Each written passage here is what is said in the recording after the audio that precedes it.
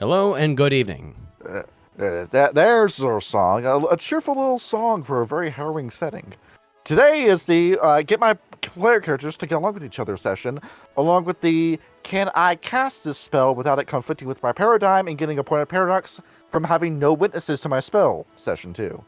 The answer is no, you can do it. We get to learn you the hard way as to how to play Mage. There it is. Number 36, Johnny torturing us for the 1 billionth time. Remember, it's 20 points and then you're out. Yup. That's a lot. There we are. It's as long as you're acting within your paradigm, as long as the spell you're is casting makes sense, everything is fine. Yep. To review what the paradigms are, off camera, I sent all of you a list of what your paradigms could and could not do, and Kurt Veit sent you what you've got, where your paradigm is based around symbols. Where if that symbol has a meaning to it, then you can use it. So all of your stuff comes from glyphs, alchemical symbols, and letters is what you get it from. Anything that's written script, you can use as a spell. However, there are certain spells that you cannot use because you are hermetic, and because those symbols just don't mean anything to you.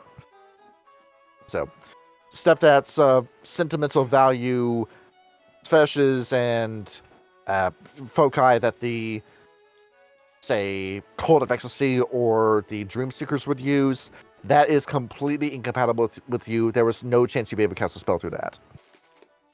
For example, Ludwig, all of your stuff is chemical change and evolution through chemical assistance is what this is. If it's not chemical, you cannot cast that spell. Exactly. Tim Little is miracles for you. As long as it is a miracle that it is pure in nature, you can use that. Purity being the key emphasis here. So, turning something into a state where you would assume it's pure, either purity meaning a holy state or the original state that it was in before, you can use that spell.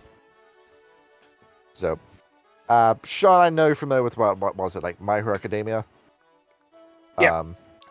Airy in that story. Okay. Magic similar to that.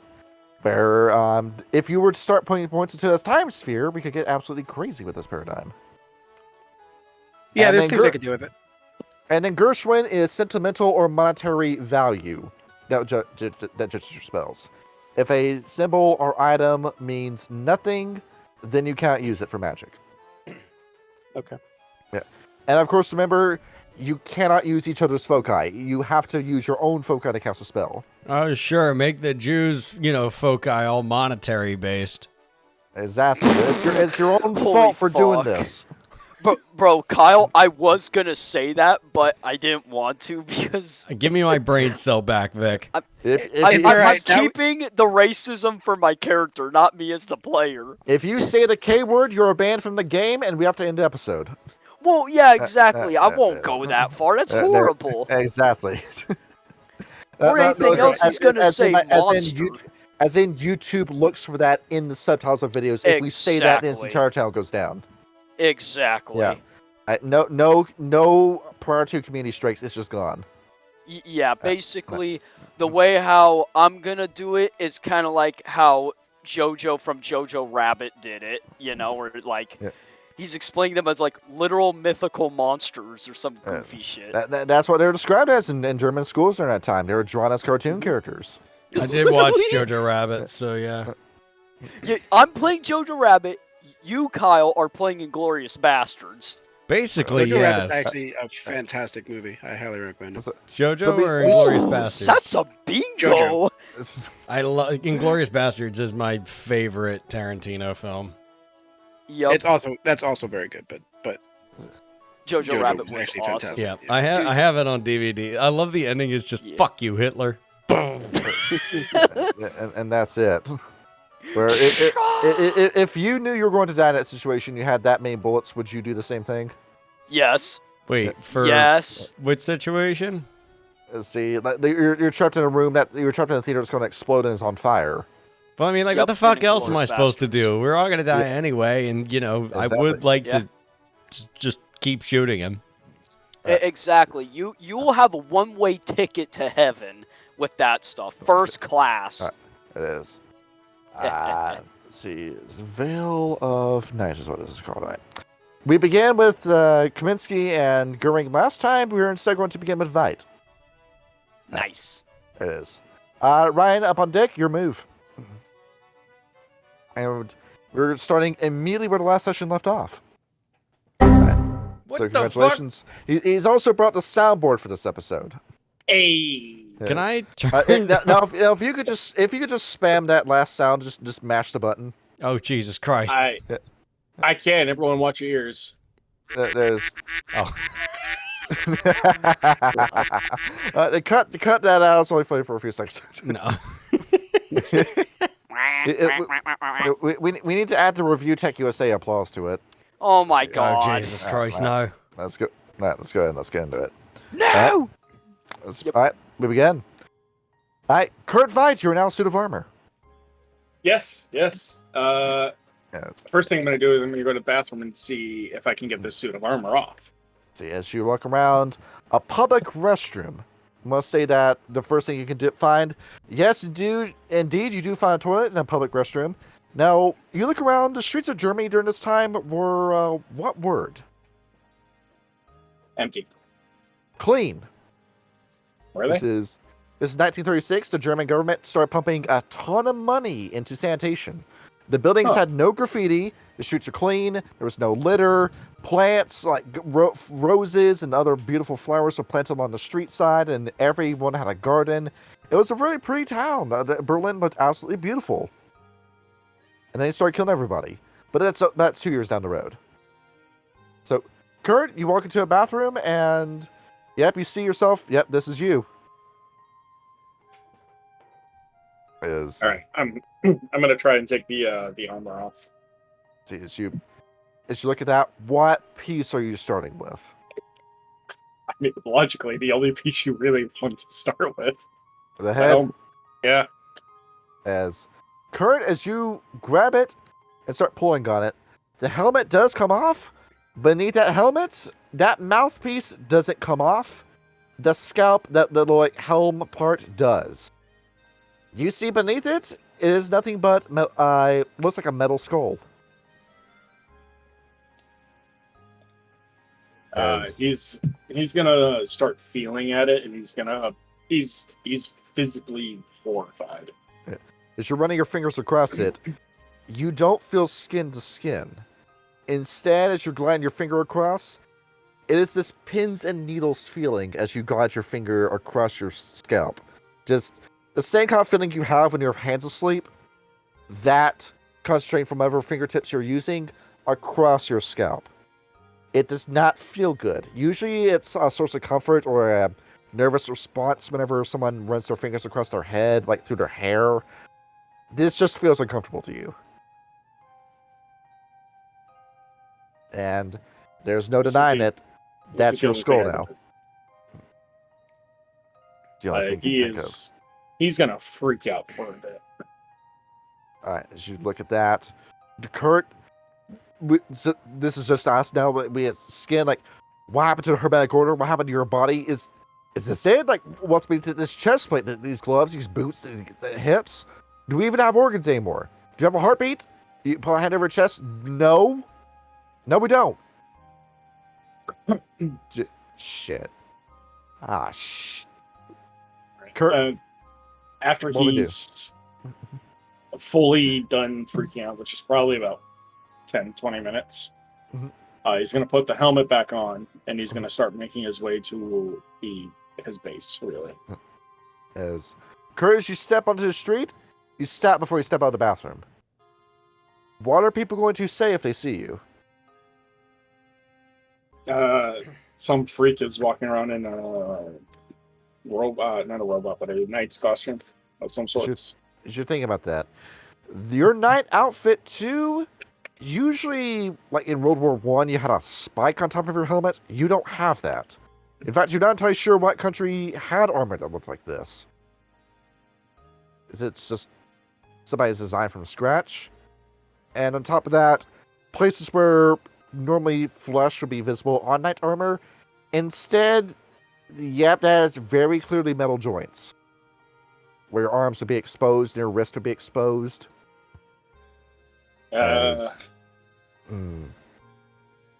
I'm gonna. Is there a clothing store anywhere nearby? Let's see. A clothing store. How about somebody's laundry hanging on a line? That'll work. As you go over. Specifically looking for gloves or a jacket that can cover my head. Let's see. As you look, you find a bed sheet and you find socks. That'll do. That'll have to do for now. Yeah. You quickly throw that around you, almost like a barber schmuck. As you wrap it around yourself, slide your hand into the socks. As currently look absolutely insane. You don't have a mirror, but we know we look crazy. Absolutely, I know what I look like. Okay, how do we get back to Kurt? Where are we? What part of Berlin is this? I'm assuming there's like no, maybe not back in the 30s. See, what is it? You have points of correspondence, don't you? Yes, I think so. But where's your foci for it? I'm gonna make new foci, aren't I? Fuck, why aren't you opening? So you're thinking, Kurt, we can of course draw a magic circle, of course, just for a one-off spell. Yeah, I'm gonna have to. See, as you look down, your fingers are metal, that street is stone. You could drag your finger across it and make a circle. Is there anything with brick, really? See, well, yeah, just punch the wall. Oh no, metal against brick is gonna leave more of a mark than metal against stone. Oh yes, you can do that. Yeah, the walls are brick. Yeah. Go ahead. Cement breaks easier than stone, I believe, right? Yes, it does. You remember how you put a bunch of points into academics as Sylvester Shrek and then you just never used them? Yep. Give me an intelligence and academics roll. Oh boy. See, difficulty 6. You know what I did put points into? Cosmology? No. Academics? Academics. Not as much as Sylvester, but where is it? Go ahead. You remember how the knowledge skills are almost entirely untouched when we play Werewolf? Yeah. You're not going to be using that constantly. There it is. No successes as you're drawing across this. You end up drawing the wrong circle. We end up drawing a forces circle instead of a correspondence circle. It's hard to know what you're feeling when your fingers are all metal. As you're looking at this, well, Kurt, now we think about, can we even cast a spell? Given the fact that I was able to spread out my mana, I'm assuming so. See here. Should we test it on that circle we just made? No, because it's the wrong circle, right? It's a forces circle, so we can use forces magic on it. Oh. So just to test it out, see if we can, if we can still do it. I will try to make a gust of wind blow down this alleyway. All right, give me the erupt roll. No rep roll. Go ahead, and you control minor forces. Difficulty 9? 20? Difficulty, given this nature of the spell, is either 7 or 6. It is 7. Keeping track of what this can be. Kurt, nothing goes off. So we're thinking for a minute. Shit. Can we still cast magic? It's all new. I don't know. Is Kirby got? Oh, this is bad. So I'm gonna do the next logical thing. I gotta find your thing. You sent me a list of stuff that I cannot do. The list of things. The list of paradigm stuff that you cannot do. Yes. Where was that? It was in game chat. Ah, yes. Right. All right. So, instantaneous spells that don't match your associated symbols will cause paradox. So if you try to cast a correspondent spell with a forces circle, that will give you paradox. That makes sense. That makes sense. And now that's just because I'm a metal man, or is that because... Because the symbol needs to mean what you're casting the spell for. That's just hermetic or just magic things? Like the letter A does not make a letter E sound. Sometimes. So that's the whole deal with hermetic magic. If that symbol means this thing, it can only mean this thing. Where All right. it's fine casting these spells if you're in China or Japan, where that's entire language based around double meanings and multiple interpretations. Let's see, as you're thinking about this, Kurt, as we're having a moment, Sean, see, looking around, you're on deck. Okay. Let's see, it's currently not. We currently got darkness outside, but don't worry about it. As you're over here, Tim, it's morning. Okay. Morning. I'm gonna walk into the kitchen. I'm going to make my breakfast of a couple spoonfuls of honey. Mm-hmm. I'm going to see, take a look at that. See, putting all this together. Oh, what was the name of the priest? Your priest, your priest teacher, by the way, is one Otto Engelhart. This guy. It was Otto. Okay. Is there a phone in the church? Can I try to ring him?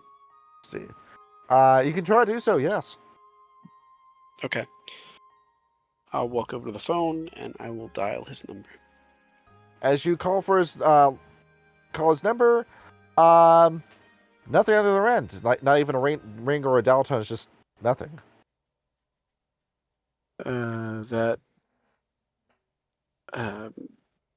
That worries me greatly. I will leave and I will try to make my way to the church. As you go ahead and step out, we start taking a few steps down this alleyway as we see something weird. Tim, as you start walking down, it appears what's like a suit of armor in the middle of the street with a bedsheet and wearing socks or gloves. Kind of just crook my head and give a look, and as I walk past, I kind of smile and a little wave, very very awkward wave. Hello. Vite, we have eyes on us. I'm going to use the bed sheet to cover as much as I can, kind of like a hood. Yes. Hello. Don't be afraid, metal man. How are you today? I've been better. Are you a knight? Well, yes. Well, Vite, that's not entirely wrong. Of sorts. How wonderful. Oh shit! I can't lie. I mean, yes. That's wonderful. Sorry, go ahead. As Tim, what symbol is that knight drawing on the wall? Do I recognize it? That's a upside down star in a circle. I'm sorry, Mr. Knight. Why do you draw that circle on the wall? Getting my bearings. Getting your bearings? Why don't you look at a map? I would that I could. Perhaps tell me, you don't know where we are by any chance, do you? Well, I live here. I should be able to help. Where are you trying to go?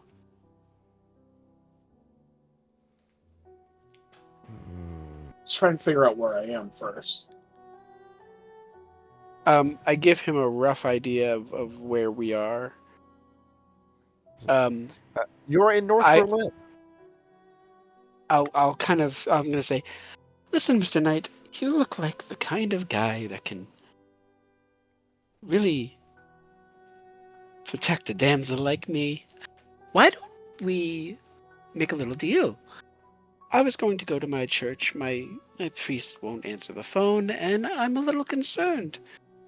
I dealt with some rough fellow yesterday, and I'm really worried that he's going to come back. Why don't we go to my church together, and you can ward off any hooligans, and then after we check and make sure my priest is okay, I'll lead you wherever you want to go in the city. All right. I suppose I can help you, but I'm also in a hurry, so I might not be able to stay with you as long. Oh, it's okay. I just want to make sure the priest is okay. It's very concerning he didn't answer the phone. Is Tim Little, that stomachache we have last night, still there? You wouldn't happen to carry any acids in that suit of yours, would you? No, I do. No, I do not. Very, very concerning. Can I? Yes. Can I cast a spell in the furtherance of trying to diagnose what the stomach ache is? All right, Life and Prime. Life and Prime. All right. Give me that roll, difficulty 7. Take a look at this. Actually, difficulty 6. This is a scan spell. Life.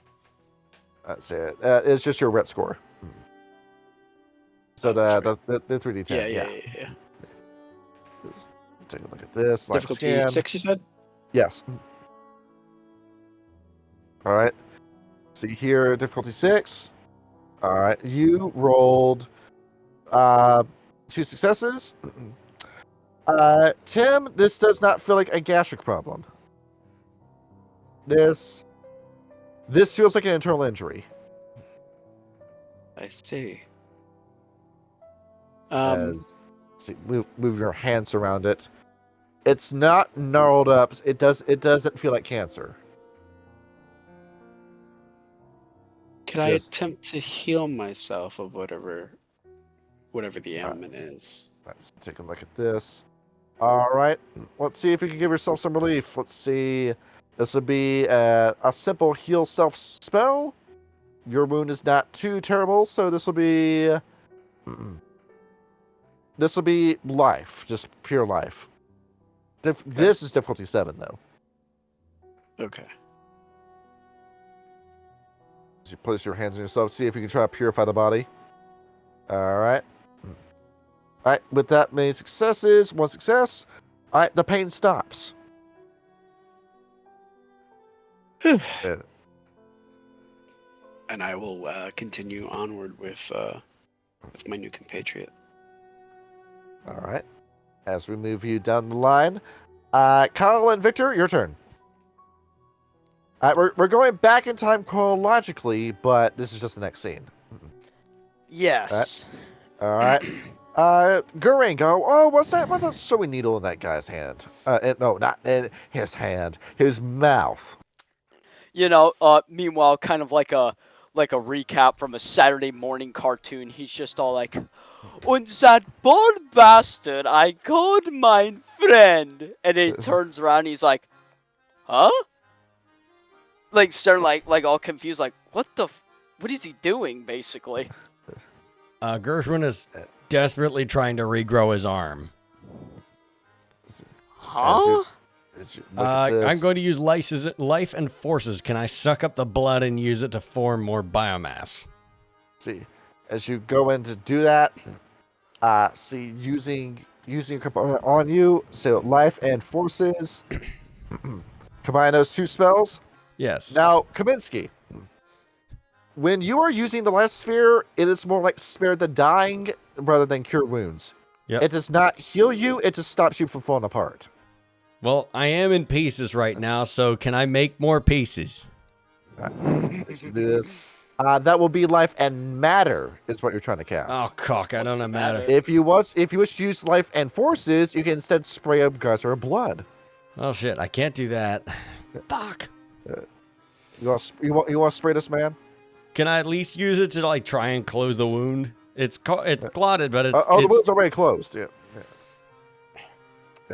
Gerwink has already gotten to that. Yep. And then he transmitted his own blood to yours. He's still sitting there with the sewing needle in his mouth, like very nervously looking at the large German man across from him. Who has clearly been drinking already. Nah, he's fucking delirious from the blood loss, man.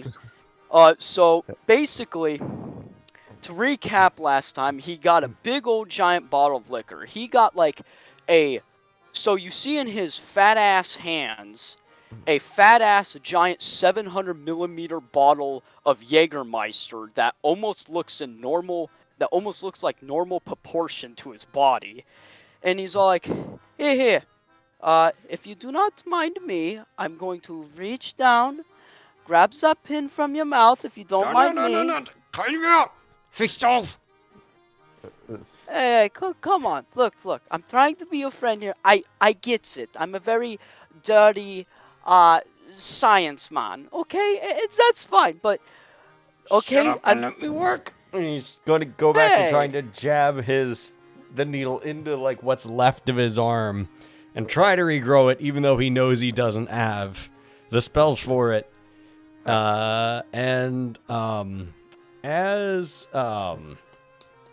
Goodness gracious, I'm forgetting Vic's character's name already. I feel terrible. Ludwig.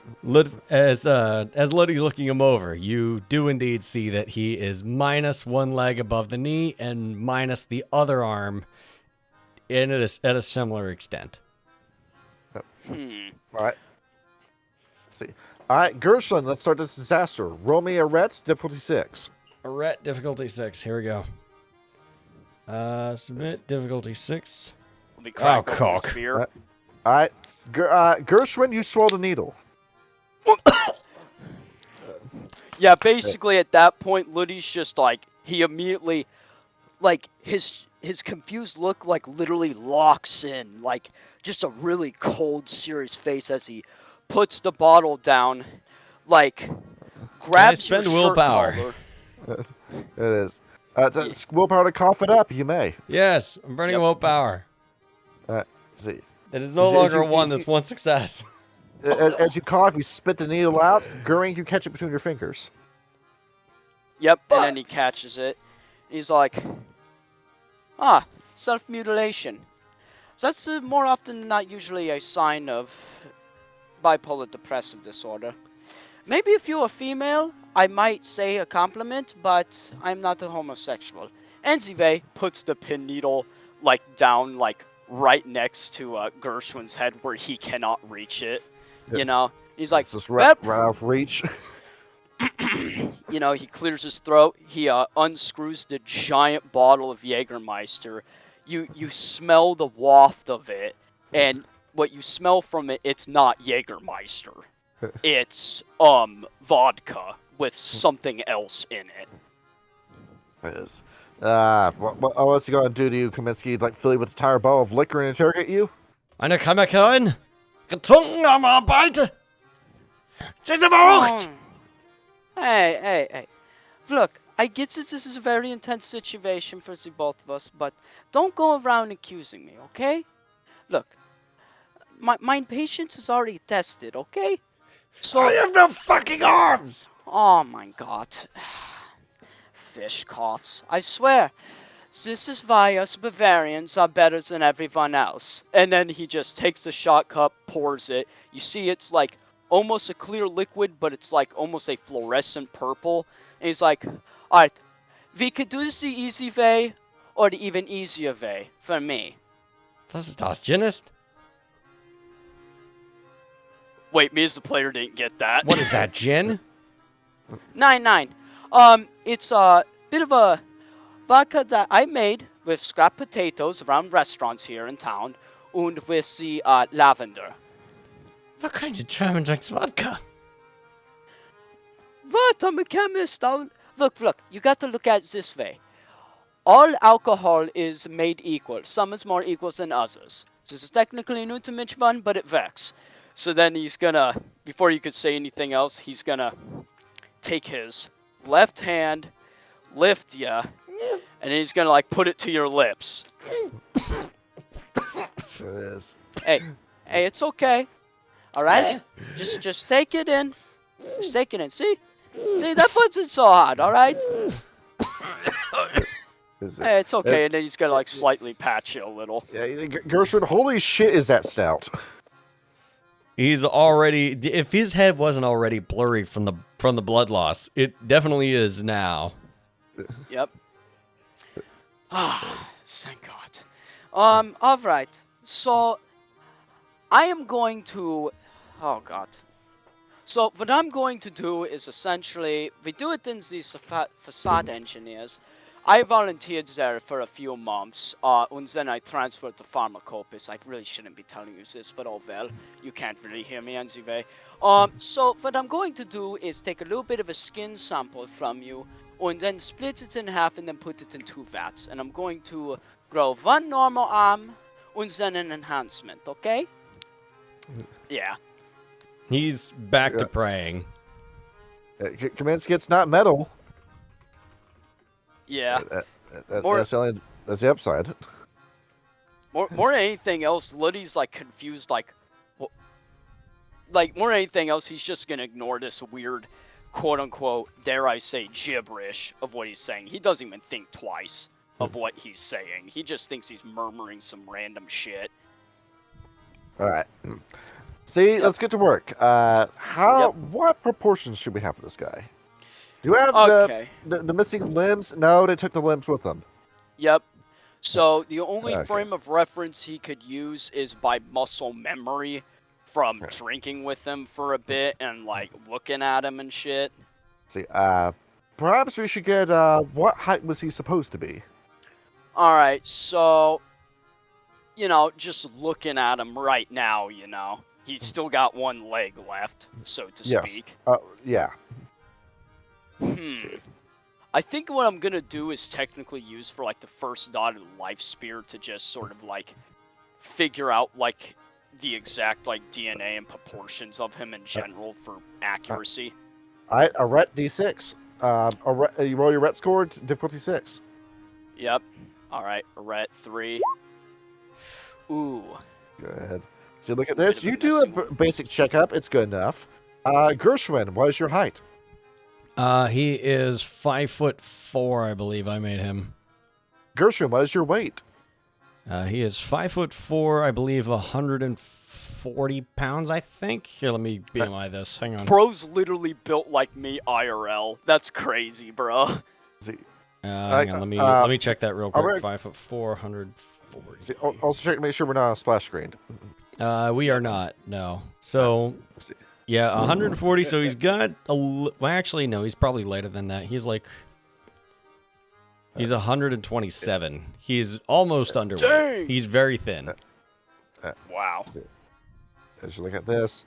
All right, so you're guessing this Amerikaner Schwein has been a desk jockey for most of his life with that kind of body.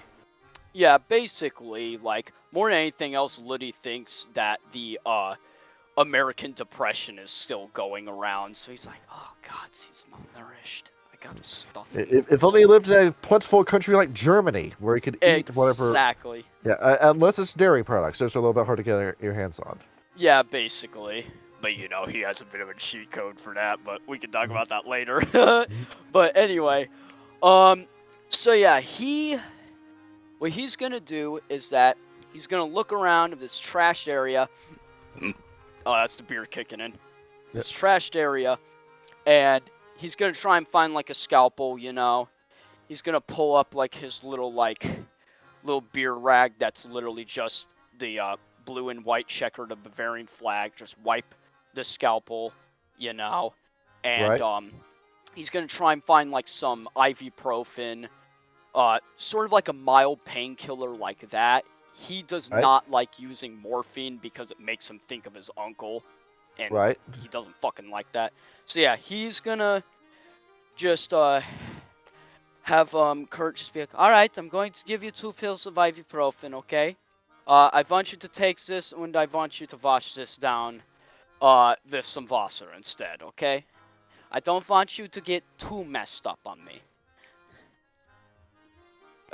So yeah, he's gonna do that. He's just gonna, like almost like spoon feeding an infant, with a spoon, he's just gonna put the pill in. He's gonna like take the little shot cup, get some water, put it in there. Go ahead. See, as 2 pills down, shut down. You got the ball in one hand. You got a pencil jotting down notes on paper in the other hand. Yeah, pretty much, He's like, all right. I'm sorry. He's clearly delirious from blood loss.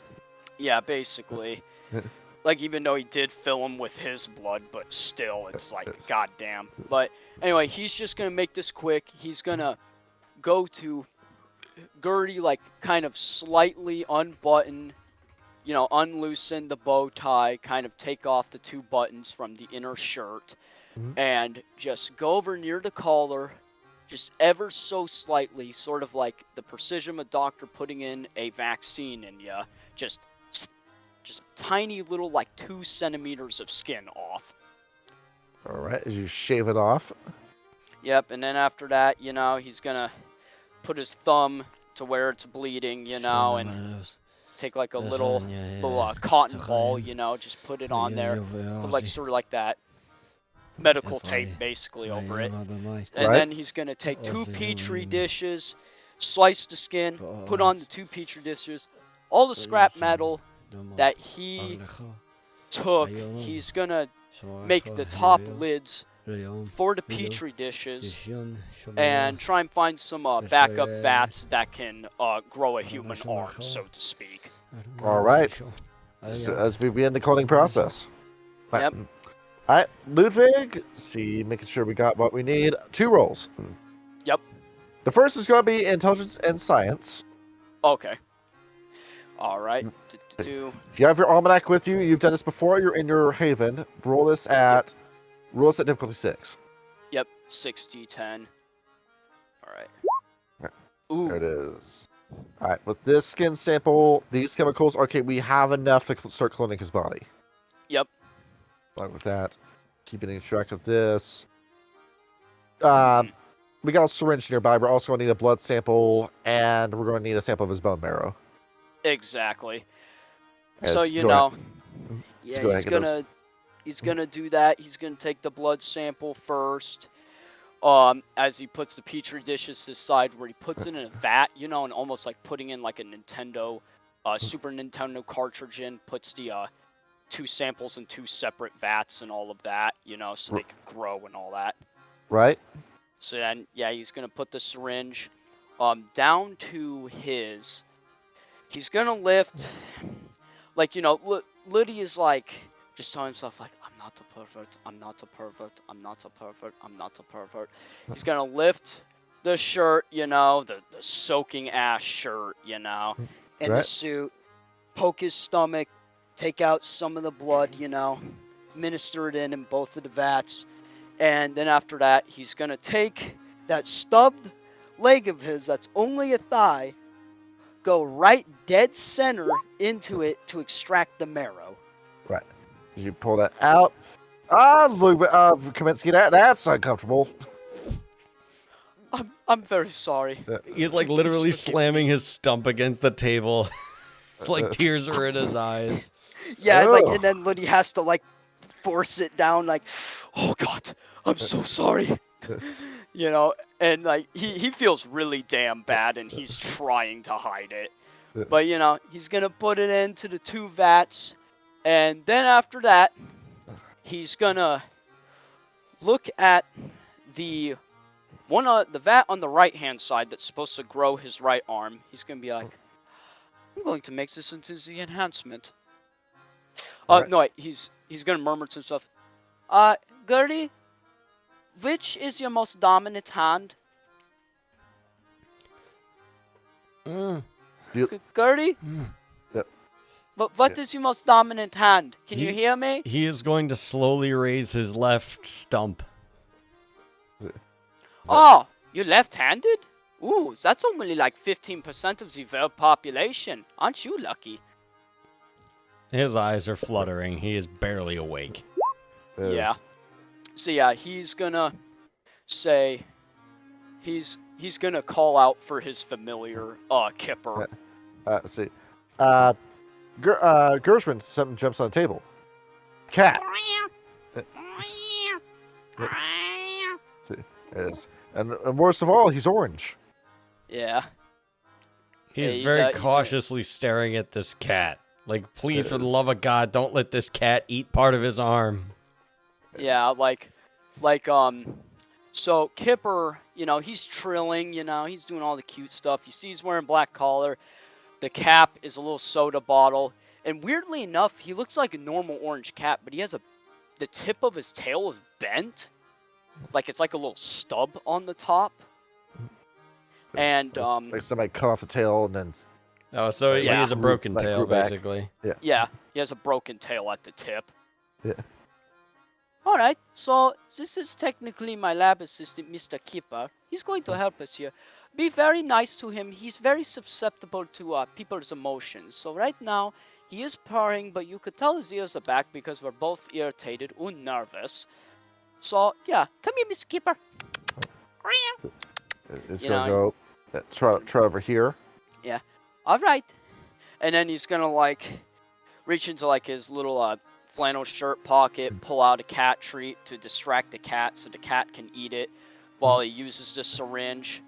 Grabs the scruff on the back of his cat and just quickly draws out some of the blood and slightly plucks off some of the orange fur.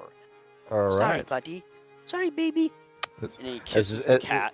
He's going to run off to the side of the table and just sit there. I'm very sorry. Yeah. I'm really sorry. Don't worry, baby. I'll feed you more tuna for tonight. And then after that, he's going to put all that in to the left-hand vat, the fur, the blood, the cat's blood, all that. And he's like, all right. And then he's going to pull out some surgical scissors and say, all right, Gertie, I need you to seriously stay still for this. There's no pain or anything. I'm not some freak cutting out your eyeballs or anything. I just need to snip off some of your hair, okay? And he's going to snip off some of that hair, and you can tell he tenses a little bit at that. Yeah, the little snap of the scissors is ugh. Yep, put it in the vat, and wait. It's going to be a very long, time-consuming process. We transition to another scene. Sean and Ryan, you're up on deck. Sorry about that. That took forever. No, it's all good. No, I take forever with this row sometimes. Yeah. As Tim, where's the church? I would think I would know. Now. No. You're standing in front of the lot where the church would be. The church just isn't there.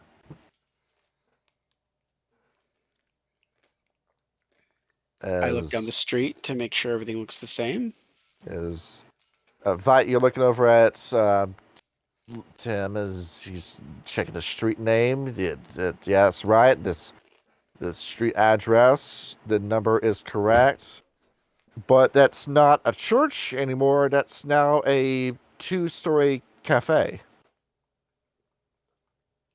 This is very odd. Church was here yesterday. I'm sure there's an explanation. Did Otto live in the church, or was he somewhere else? Oh yeah, he lived in the church. He lived in the church. Okay. The church was here.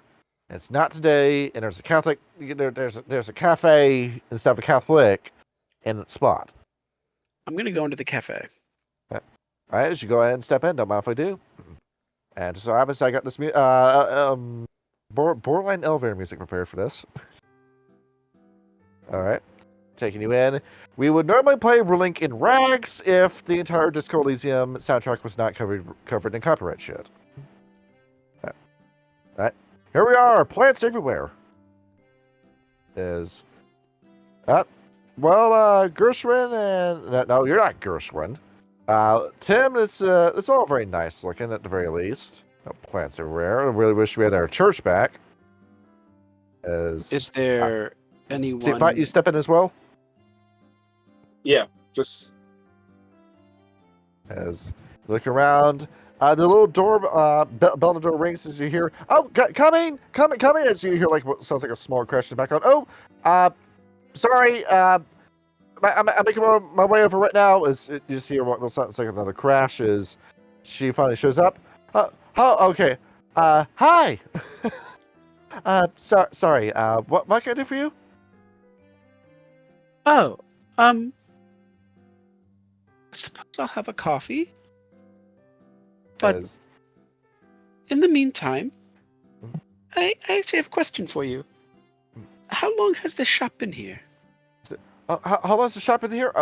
You see it. She's carrying what looks like a pot of pink flowers in her hands as she just quickly sets it down to the table. Our cafe opened in 1931, and you're here in the cafe as she's looking over. Is that a suit of armor? Just my friend. Don't worry about him. He likes to wear armor. Your flowers are beautiful, miss. I love them. Cafe Grun is what we're called. Oh, you've always been at this location as well? Yes, sir. We've always started in this area of Berlin. We tried moving to get closer to the capital, but everybody wants to be around the Fuhrer. It's very expensive to get that property. You don't happen to recall a church being in this area, do you? A church? Yeah, there was one down 2 blocks from here, but they used to be a Protestant church, but now they're a church of the state. Oh, that's... Do you have a newspaper by any chance? Oh, newspaper? Oh, yes, we do. She goes and she pulls out a copy of the newsprint and just sets it on down the table. Thank you. I wasn't able to read it this morning. Take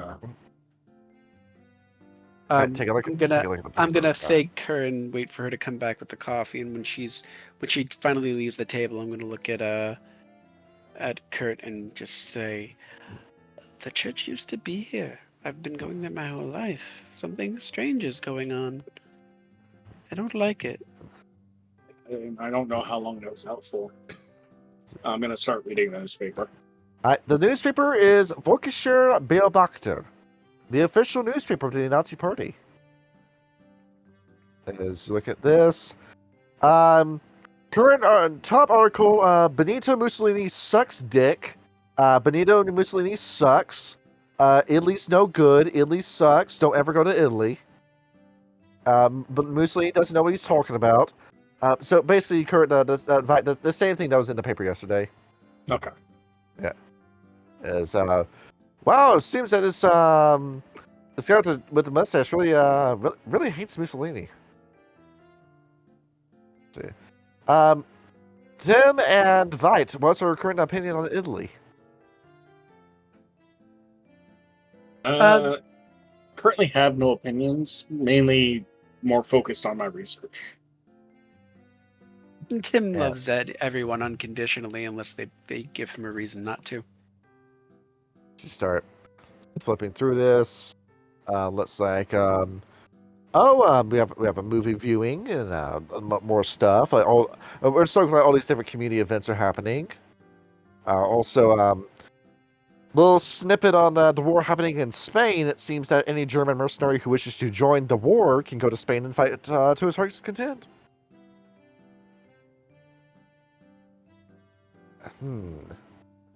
So, what is today's date, by the way? Yeah, that's what I'm looking at next. All right, as you take a look at it, it is August 17th. How long was I out for? 1 day. Only a day. This happened in a day. Tim, what happened today? Just blink your eyes at that. Seems your new friend is really upset about something. He's gonna toss the paper and he's gonna put his hands to the bed sheets on the side of his head, and he's just gonna look down. You hear the lady say, "Sir, are you all right?" As you see that she's standing there with a cup of coffee in her hand. Oh, No, yes. I'm having quite a day. Quite a day. You sure you don't want to take the armor off? You might feel it's awfully hot outside. You might feel better if you take it off. No, I'm fine. Thank you. Thank you for your concern. Well, thank you for being so polite. You're not with the Gestapo, are you? Because even if you are, I've checked my ancestry. I don't have Jewish blood in me. No, I'm not from the Gestapo.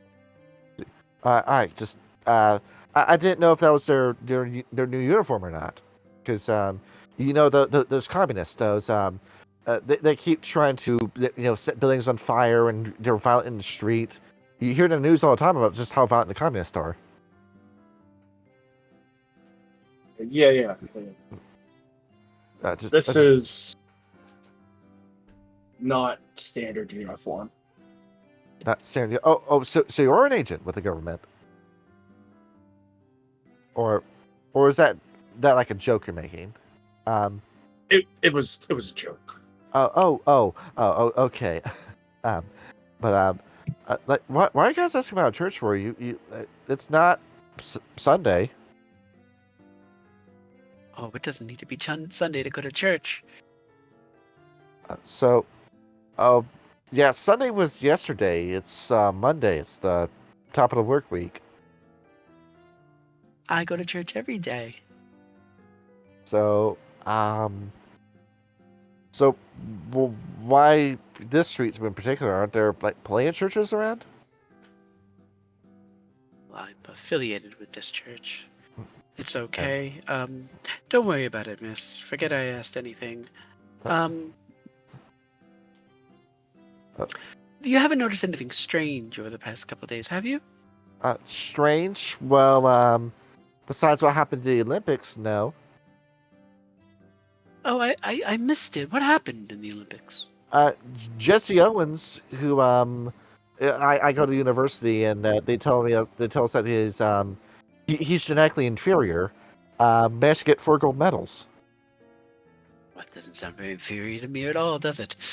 Well, you know what they say is that you have the blonde hair and you have the blue eyes, and you can do no wrong. You're a perfect man.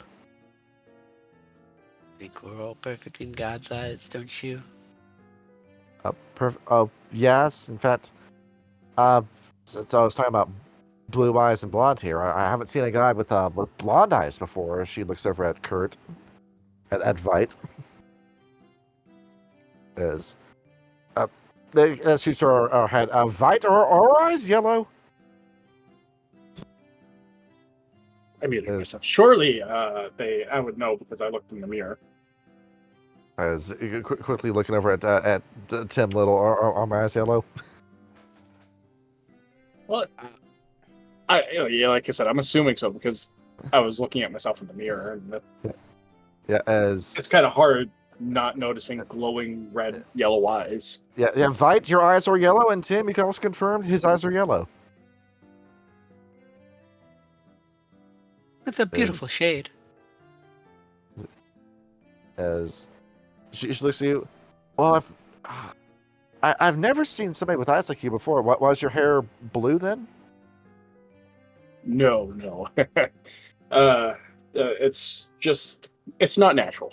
Let's put it that way. Oh, how do you do that? I wish I knew. you wish you knew. You're really interesting, you know. Thank you. I appreciate that. See, my name is Liz a lot, but everybody just calls me Liz. You can call me Kurt. See, Kurt. Okay, and who's your friend? That is Tim. Oh well, you certainly seem like an intelligent bunch, a really interesting bunch. So usually the first customers are just people that just want to get coffee and go. I mean, usually I have to start the conversations, but you're already asking me all these questions. Oh, just curious. That's all. So, as you say that, I'm also noticing, as she's going to look over. So, do you guys do a lot of reading? Some. Yeah. Yes. I'll just have you know that I probably wouldn't really advise drinking alcohol this early in the morning. We do sell, of course, a wide variety of alcohol along with coffee. Oh, sorry, I never put this down the counter. As she puts the coffee down. Sorry, but I've just been holding this in my hand the entire time, and I haven't given it to you. Oh, it's not a problem at all, dear. Thank you so much. But yeah, we also have a wider menu, and we have other drinks available. But would you like anything? As Vite, she looks over at you. No, I'm all set. Thank you. Vite, can we eat in this body? He's not sure, and he doesn't want to test it out when there's people here. As she looks over, well, I'll just let you know we've got plenty of literary classics to pick from. Are you guys familiar with the Prince of Hamburg? Yes. Probably yes. Yeah, we got a lot of literary classics. We used to have some more, but the government doesn't really want us having those books around in the shop anymore. That makes sense. But of course we don't really need those books anyway because German literature is the best in the world. Of course. So, why go with anything second best then? In case you're asking that, no, we don't have any Russian books. Those have been burnt. Oh, then I don't think we were asking, but it's good to know. Yeah, nothing written by them. They've already burnt their books, and all their good literature died in those fires, and it was just replaced with nothing but communist schlock. So, we don't do any of that here. Just the classics and just the stuff worth reading. I appreciate you talking to us, but do you think me and my friend here could have some time to talk? You need some privacy. Well, I could do some other stuff in the back. Sure, if you need a private moment, I can step out. I'm sorry to ask this again, but I appreciate it. As she's going to step off to the side.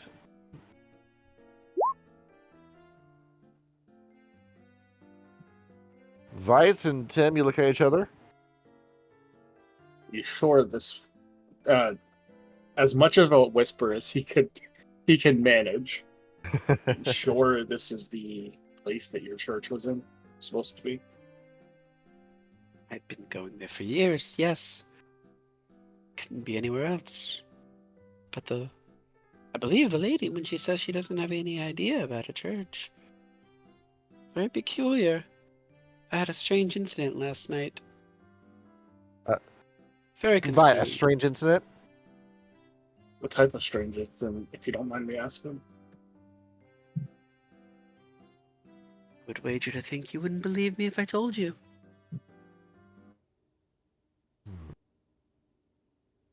How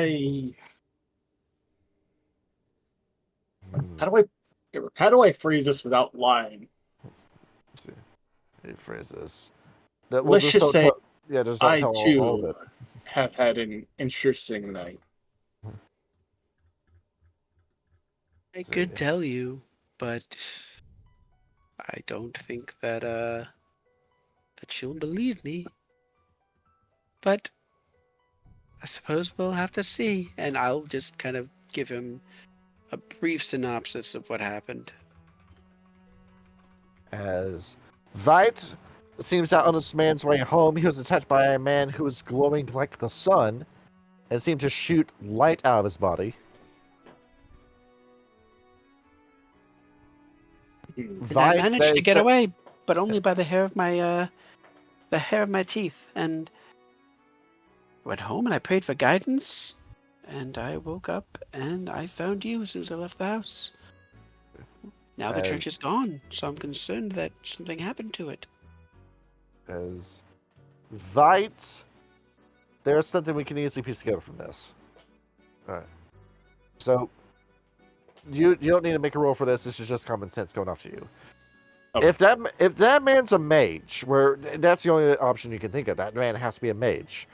If Tim in front of us is a sleeper, then that should have been enough paradox to wipe him out of reality altogether. Just running around as a sun, causing that. No, there has to be something else to him. But does that also mean that Tim is awakened? It's possible that we're talking to another mage.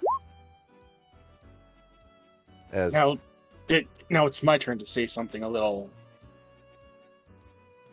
out of the ordinary. Have you awakened? Oh, Tim awakened. Is that what you refer to it as?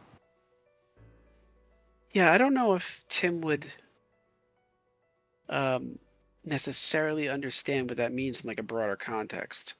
Like he knows about what he does, but only in the context of the church. I don't know that he would know what awakening is in like a more general sense.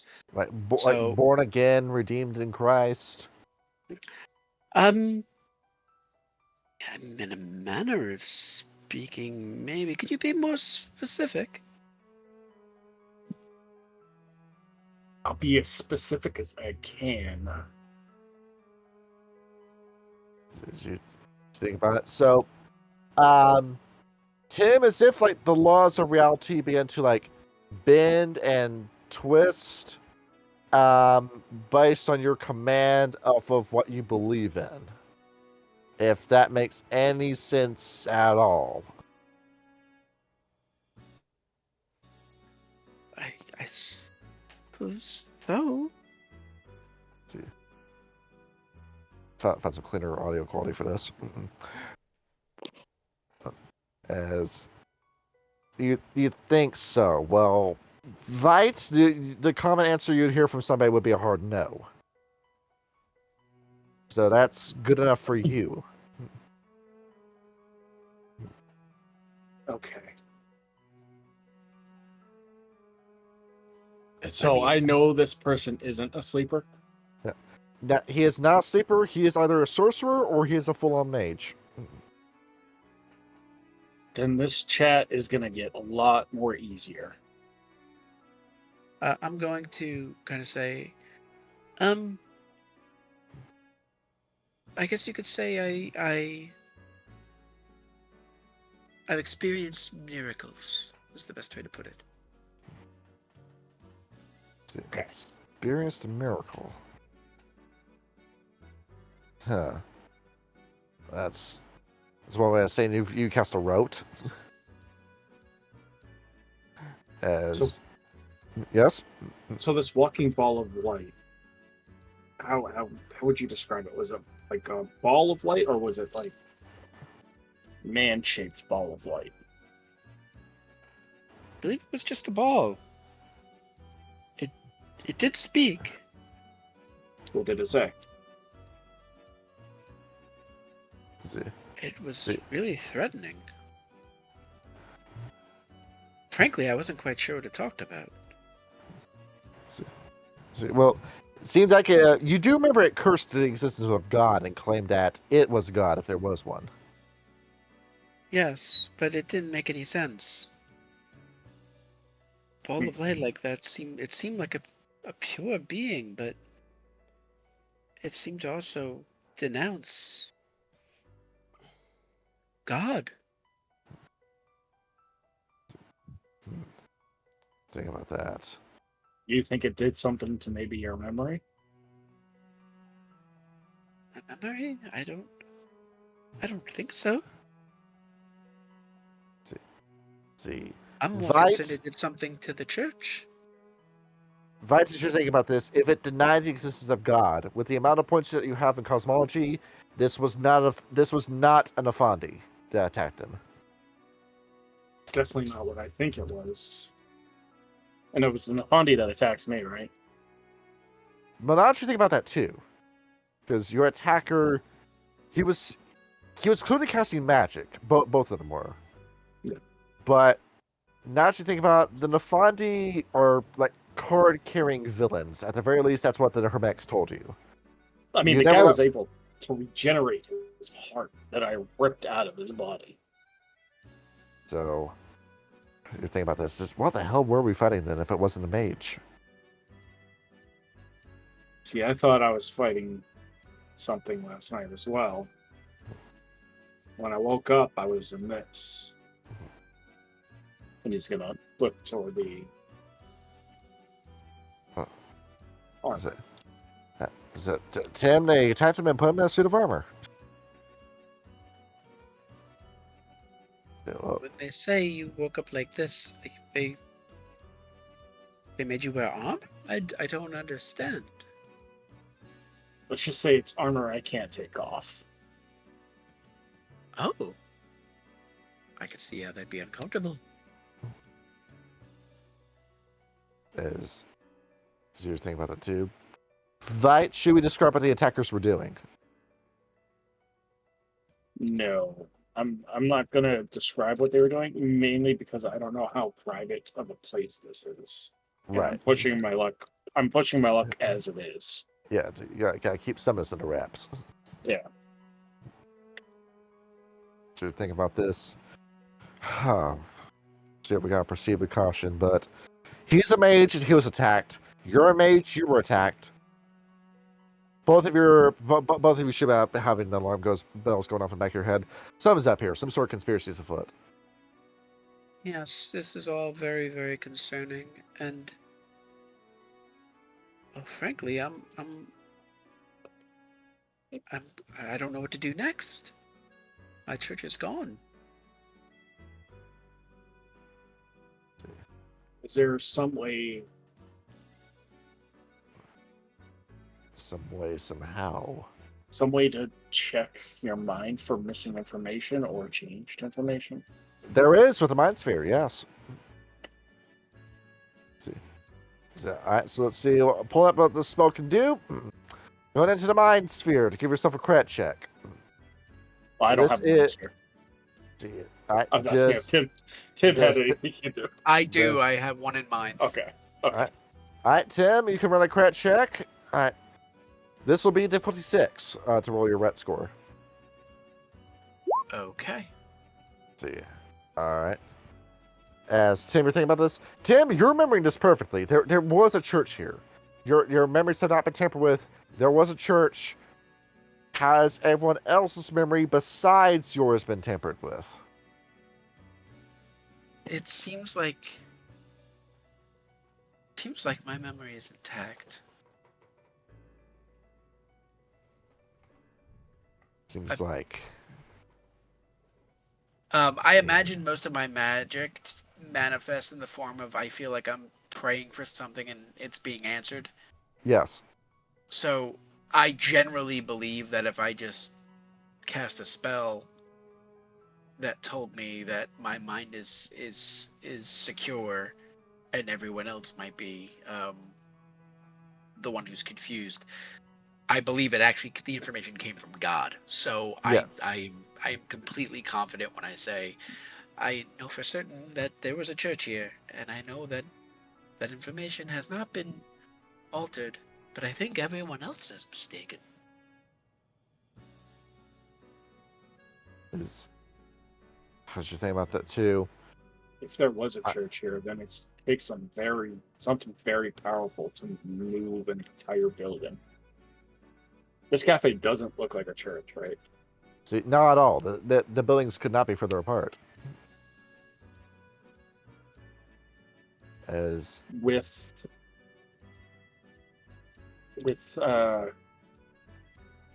correspondence. yes, That's the thing that can I use that to see through illusions? Maybe this cafe is an illusion. correspondence. I see here. Check out the correspondence sphere. We'll be able to grant you with your spear.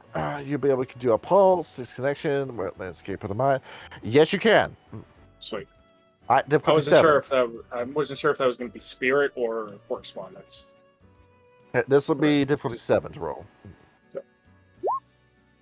Oh, thank As you quickly reach over to that table, draw a little sigil on the table, cast a spell. As Kurt, no, this cafe's solid. This is a real place that we're in. That answers 2 questions. So the cafe is an illusion. This is a real building. Stone is here, but where's the church then if this is a real building? Yeah. Huh. Piece of this is I have the impression we won't find the answers here. But where do we look? Well, Vites, there's one easy spot you can think of. The last place you saw the Hermetics. It's one place I can think of. It's the one place I'm trying to get back to.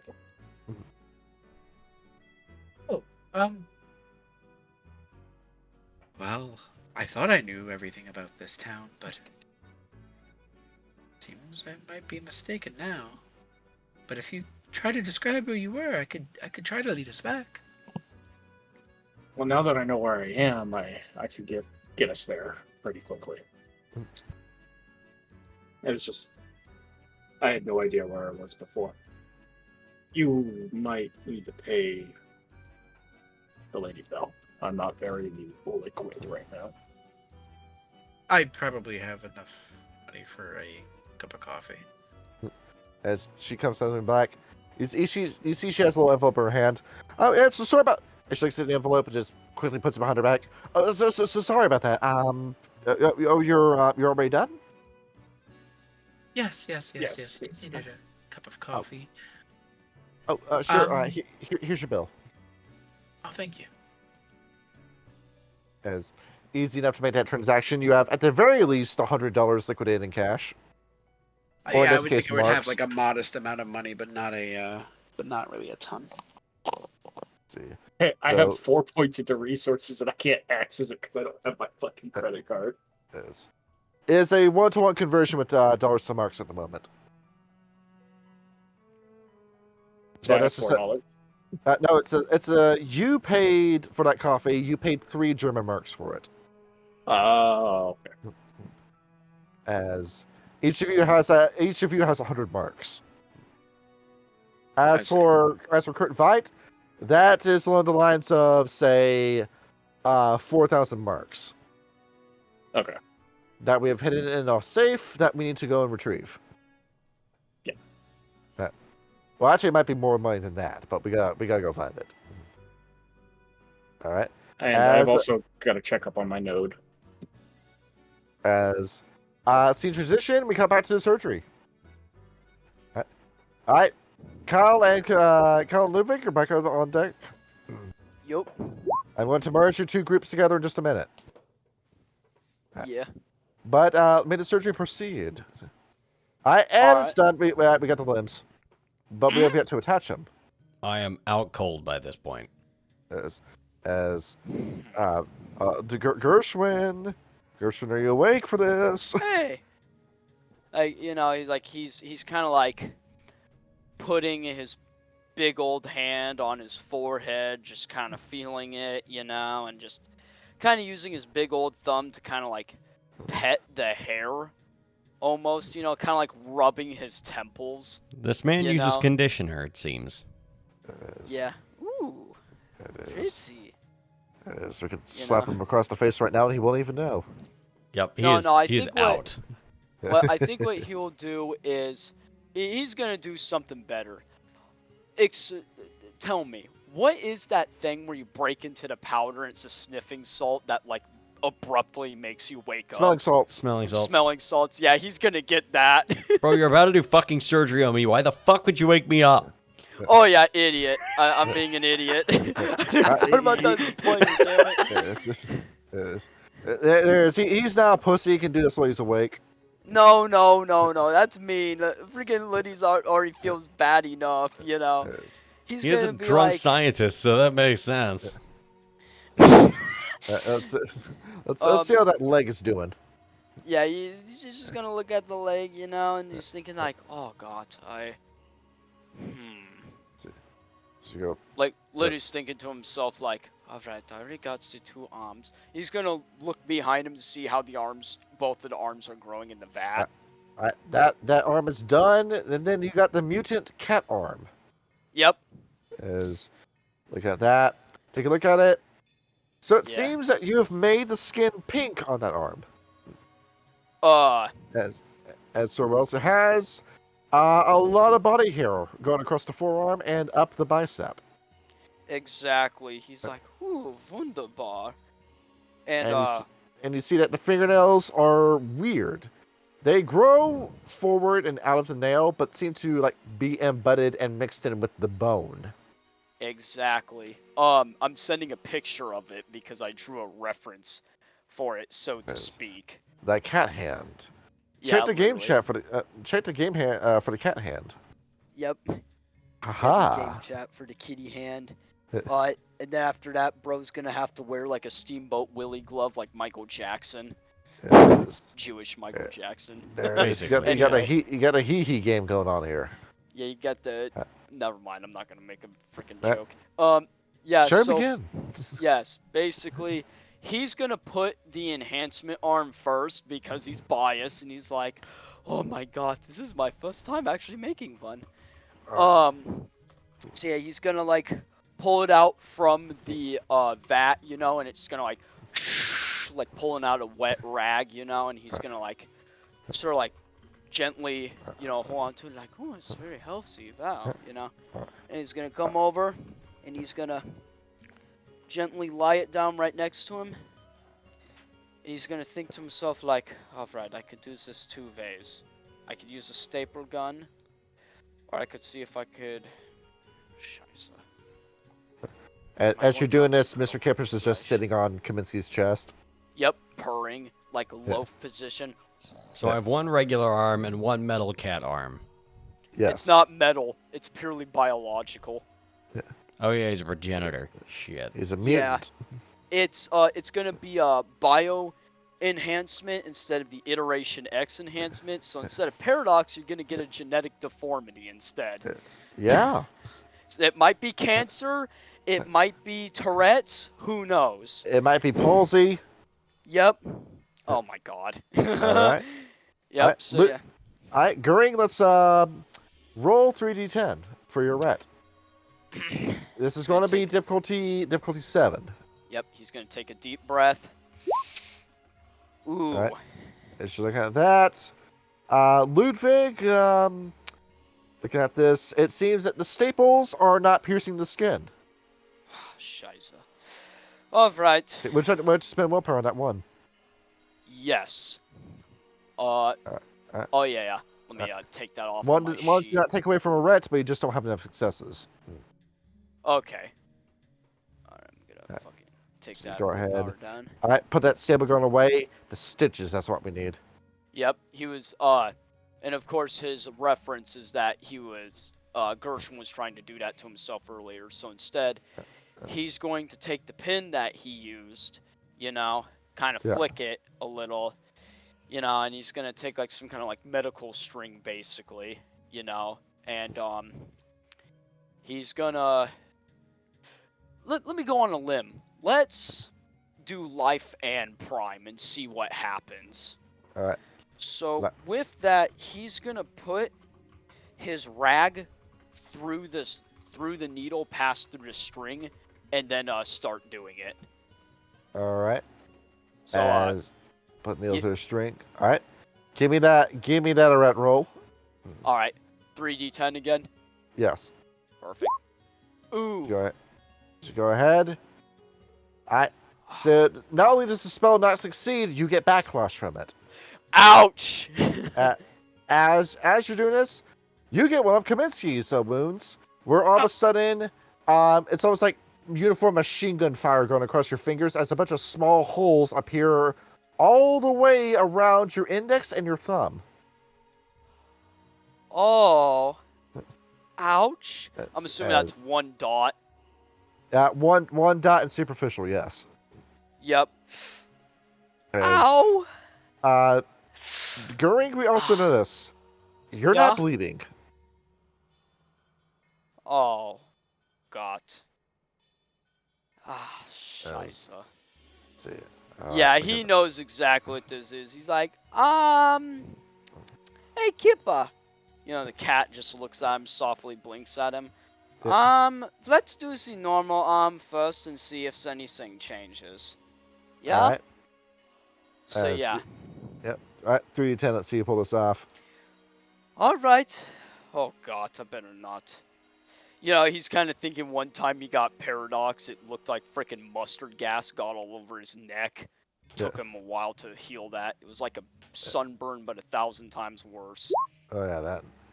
All right. That's enough to connect this one. Oh, thank God. Yeah, he's going to wrap up that arm with all the freaking weird-ass bullet holes in it, basically. Just like, I can't let people see this. Completely slather it in ointment, the elixirs and gels, connect the nerves, connect the vessels, connect the muscles. Yeah, and then put the medical tape around it, you know, so then he has, like, his index and middle finger attached together with his thumb. Kaminsky, roll stamina. Okay. See, difficulty 6. All right, cool. Roll 3d10. See. 1. All right. As you rustle in your sleep, you're feeling the pain in your sleep, but you haven't woken up yet. Any points of damage? Let's see. No, not yet. It's just discomfort. Ooh. All right. We got a leg and we got another arm. Oh, God. All right. All right. Goring, another roll, 3d10. Yep. Yeah, and he looks over to the vodka, but then he remembers. He was about to drink it, but then he remembers vodka makes him very violent and angry for some reason. So, yeah. He doesn't think of it. This being the arm or the leg? The other arm. The enhancement. And there it is. Oh, thank God. Kaminsky, roll stamina again. All right. 3d10. Yeah. 0. Pulls off. 2 successes. We're actually doing better. He didn't mutter and move in his sleep that time. Oh, thank God. All right. You know what they say. I'm not superstitious, but sometimes you charm.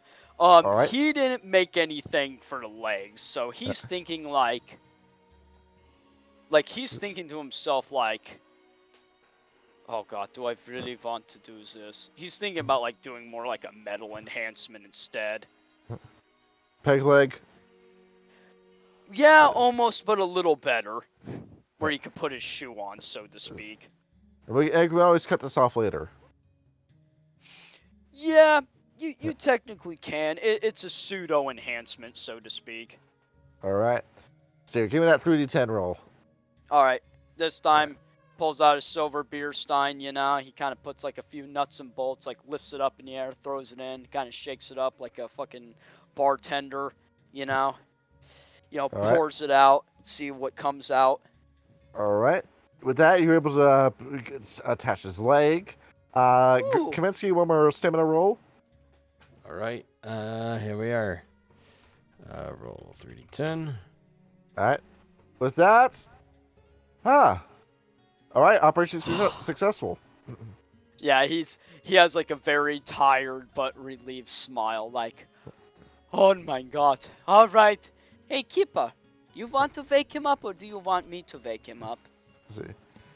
As Kipper's going to go over and just do as cats do, When you have the front two paws of a cat pressing down on the even ground, it feels like the entire weight of the world is pushing down on you. He is going to do that with your abs apple, Kaminsky. Yep. And on top of that, he's gonna lick your hair profusely. Yeah. Because that's what my cat did IRL. He would lick people's hair, bite your nose a little to wake you up. He just feels sore and exhausted, and he's cold and wet, and doesn't realize he's covered in blood still.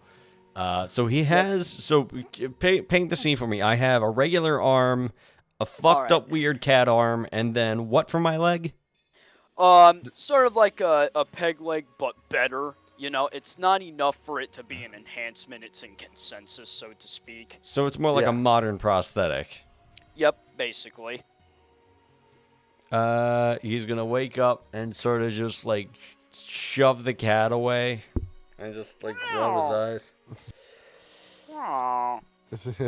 In English, actually, because he doesn't realize where he's at. The fuck? Yeah. Where's that cat in my room? And then look over, see his shirt is still covered in blood, and just friggin' jolt up, probably knocking some shit off the That's fucking... just ruined. Hey, stay, it's okay. Hey, you're okay, you're safe, alright? No, you stay the fuck... Hey, What the fuck happened to my arm? You know, like Liddy's like raising his hands up as if he got a gun pointed to him, like, I just gave you a bit of enhancements, that's all. You look like a cat person, so you know. He's going to get up from the table, and he's going to attempt to reach for you, realize that his leg isn't real anymore, and just fall to the ground. Fuck! Yep. As you step on that, Kyle, both of your arms and that new leg, they are sensitive to the touch. Oh, hey, man, it's new, you know. He's gonna like bend over, pick him up, you know, and the way he's picking him up is like bridal style, but like as if he's carrying a newborn child. He like cradles Gertie's head to his chest. Get the fuck off me, you fat crotch son of a bitch! And he's gonna try to punch Ludwig in the nose. Hey, Kaminsky, you know something?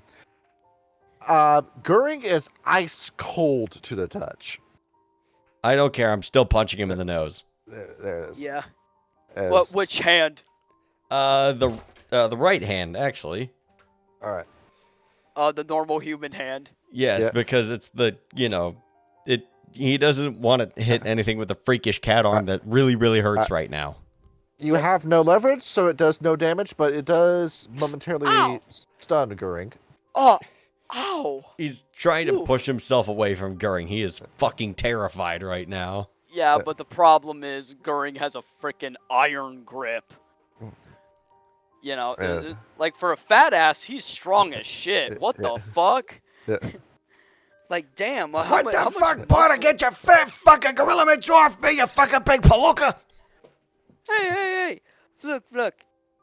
Look, I know you're confused and all of that, but please, I just literally saved your life. Come on. I'm gonna grab him by the collar and pull myself up to eye to eye with him. It's like, I have a fucking cat arm, and my clothes are fucking covered in blood. You better stop fucking talking before I cut your goddamn throat open, understand? Yeah, okay. So I like crazy girls, and I think French and Irish girls are the most sexiest of them all. What happened to me, you jackass? Look, I just grew back a normal arm, right? And then I gave you like a cat arm because you told me not to put. Yeah. I look, it's enlightened science. That's all. It's basic 101. Like, are you kidding me? You learned that like first lesson of class. You told me not to put really any metal stuff, so I didn't give you the enlightened version. It won't break consensus with your foot, you know. He keeps hearing words like enlightened and consensus. Can he roll on that? Enlightenment and consensus. You don't even need to roll on that. You know he's talking in mage terms. Yep, technocrat terms. He is immediately looking for... He's going to slowly reach under his coat and hope to God that his knife is there. There it is.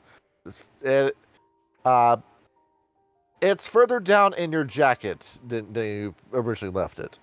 I'm pulling it up and immediately putting it to his fucking throat. Technocrat, son of a bitch. You made me one of your fucking experiments, aren't you? What, are you gonna parade me around in front of everybody, huh? Is that what you're gonna fucking do? No. No. Put me the fuck down right fucking now. You know, like he has a terrified look in his eyes. Like he is absolutely scared shitless. He's very slowly just gonna He's gonna like go ahead. open his arms, you know, and he's like not fucking moving. His back is against the wall, you know, like that damn knife is so close to just his fat neck, you know, like I bet a tiny bit of blood is just dripping down. He's just like not even moving. He's just like like, you know, like he's scared, like he's fucking terrified for his life, poor thing. All right, so Gershwin, so you're just like dropping him entirely? Well, no, Slowly. slowly. Like, you know, because he doesn't want to hurt you. The whole entire time he didn't want to hurt you. He is ambling around very awkwardly on that leg, but eventually braces himself on the table with his knife still in his hand. You can tell his both arms are trembling right now. And he's reaches up with the cat hand, realizes the needle isn't there, and starts looking around for it. There it is on the table. He's gonna quickly take it and just stuff it back under his coat collar. Yep. I bet he's like glaring at Luddy right now. He is. This technocrat just enhanced him. He's probably gonna need. There's no telling what the fucking Euthanatoi are gonna do to him after this. Let alone the OSS. Yeah. Think about this. Kaminsky, what do we remember of how we got? What time is it? Kaminsky, you look outside. It is morning. Goering didn't take that long. Have you been up all night doing this? Yeah, you see bags under his eyes, and not to be a smartass as a player, you don't know that he's the nephew of Hermann Goering. No, I saw him talking to him, but I thought he was just a German citizen. Yeah, exactly. And he's still under the impression that my name is Gertrude Kohler. Exactly. Some raps going around. He's gonna look over, realize his coat is still covered in blood, and start looking around for another coat as he's reaffixing his bayonet to his holster. We're able to get you into a lab coat and hospital clothes underneath it. That's fine. As you go ahead, blue shirt, blue pants, white lab coat over it. Thankfully, the shoes are salvageable. Yeah. Well, as in shoe. You have one shoe. Yeah, and Luddy's gonna like reach down to like a cupboard next to him, you know, like audibly lift open the cupboard, grab something, and when he like lifts it, you know, it's just like two white gloves, like those Victorian style, like gentleman white gloves. Like, I think you're going to need this for your new hand. He's gonna very cautiously take the gloves and start putting them on. Yeah, you know, and he's still keeping his hands up, you know, like as if he's under arrest, you know. His clothes are on, and outfit has been changed. It was Ludwig, right? Yeah? You never saw me. You talked to Gertrude Kohler at the Olympics and you didn't see him after this, you understand? Yeah? And I know where you work, okay? I know what street we're on. If I see you again and you blab to anybody about what the fuck you did to me or what the fuck happened there last night, I swear to God I will kill you. Do you understand? Yeah. Good. Thanks for the arm. And he's gonna just book it out the door. As he escapes, as Ludwig. Yeah. Well, we're left alone. I think he's just gonna go down on his knees and he's just gonna fucking cry, dude. As Kipper's just gonna like strut over and see what you're doing.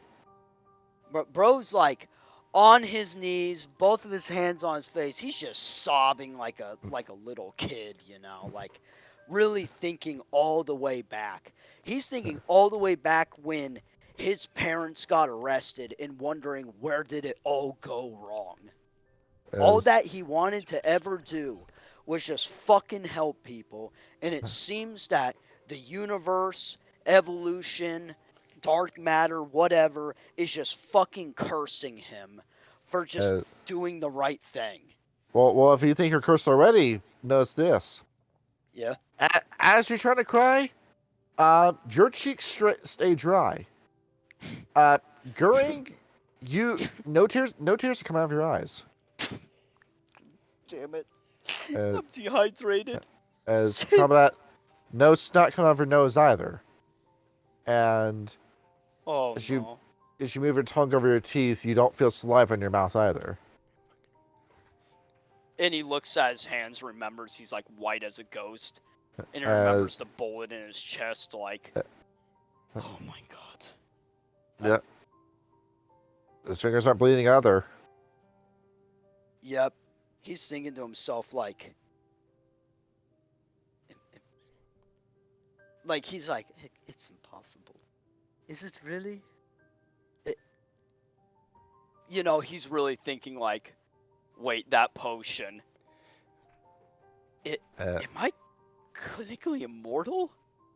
Would you have to get a blood sample of yourself? Yes. He needs to rationalize this. Yeah, he's gonna get up, like, just trying to, like, hold back his tears he can't even shed.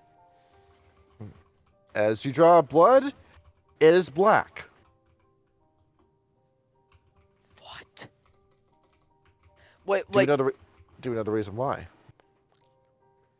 No. Like, he's trying to think, like, wait, rigor mortis? Ludwig, roll wits and science. All right, wits. All right, 5d10. Difficulty 6. Yep. Right. Oh, ouch. You have a success. Okay. All right, with this, as you're sitting down at this, if you remove the red blood cells from blood, that stops the carrying of hemoglobin, that removes the red pigment from blood, and instead turns your blood yellow or clear, viscous, like almost like pus. But that's not the case here. It's black, as in you still have the red blood cells, but the blood cells are not carrying oxygen and do not get the red color. Is that what you realize, Ludwig? You're not breathing.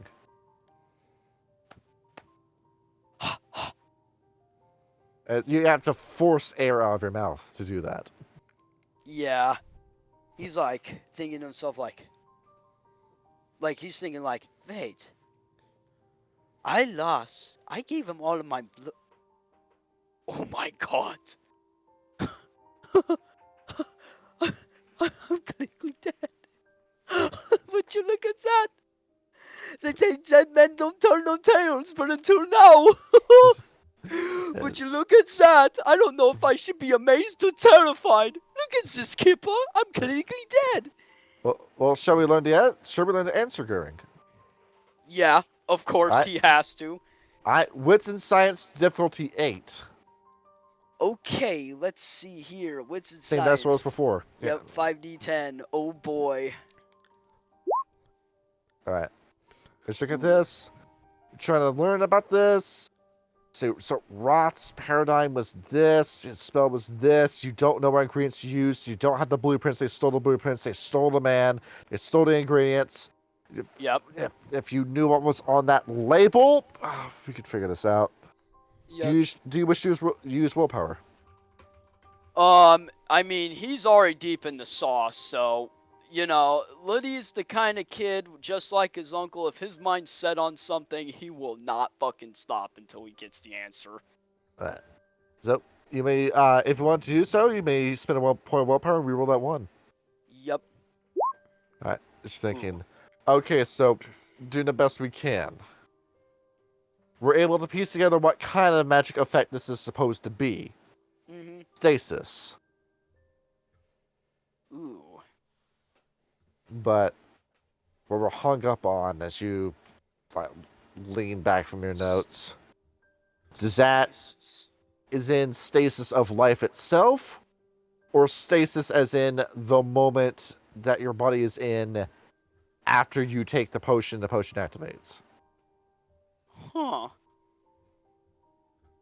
As you look over at Mr. Kipper, if that cat was in a box, he would represent you.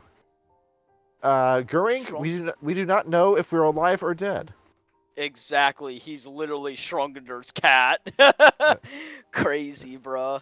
Think about that. Well, between the two, which do you assume? The cat is neither dead nor alive. Gotta theorize this. What if it's both? I mean, there's rigor mortis, you know, where it's like it looks quote unquote alive, but it's just all the leftover nerves wiggling themselves together. Unless if somehow the, dare I say, the primitive idea of the soul is a thing, then that might explain it. If we're going with the metaphysical ideas that the soul is a thing, then do I not have a soul? If you didn't have a soul, would you still be able to use your procedures? Exactly. So that doesn't make damn sense. If we're going with the ideas that the genius is part of this so-called soul thing, then I still have my genius. So that doesn't really make sense. Whatever. More than anything else, he's just looking at this as more like a purely medical perspective. Like, this has to be like a new state of like life. Like, once again, Schrodinger's cat. Is it dead or alive? We'll never know, you know? Like, how many licks does it take to get into a Tootsie Roll Pop? We'll never know. In fact, now we're thinking about this too. You stop thinking about yourself for a minute, you start thinking about what happened to Roth. Yeah, his eyes widen like, oh my god. You and Roth, the men that attacked you, it was 3 men or was it 4? He can't tell. and not only that, they took Roth with them. Yep. And the only person we could ask for reference on this just left the building. Yup. Not just left like 10 or 12 hours ago, bro. Yeah. Has been 10 to 12 hours or 10 to 12 minutes? Look at the clock. Clock is smashed. We don't know. He doesn't care at this point. He's fucking like from blood loss, maybe intoxicated, maybe whatever the fuck, he can't tell, you know? He's like, at this point, the only... Wait, I think therefore I am. It's not referring to postmodernism. And then he, like, his heart drops, how much he has of a heart left, and says, the only thing I can be certain of is that I exist.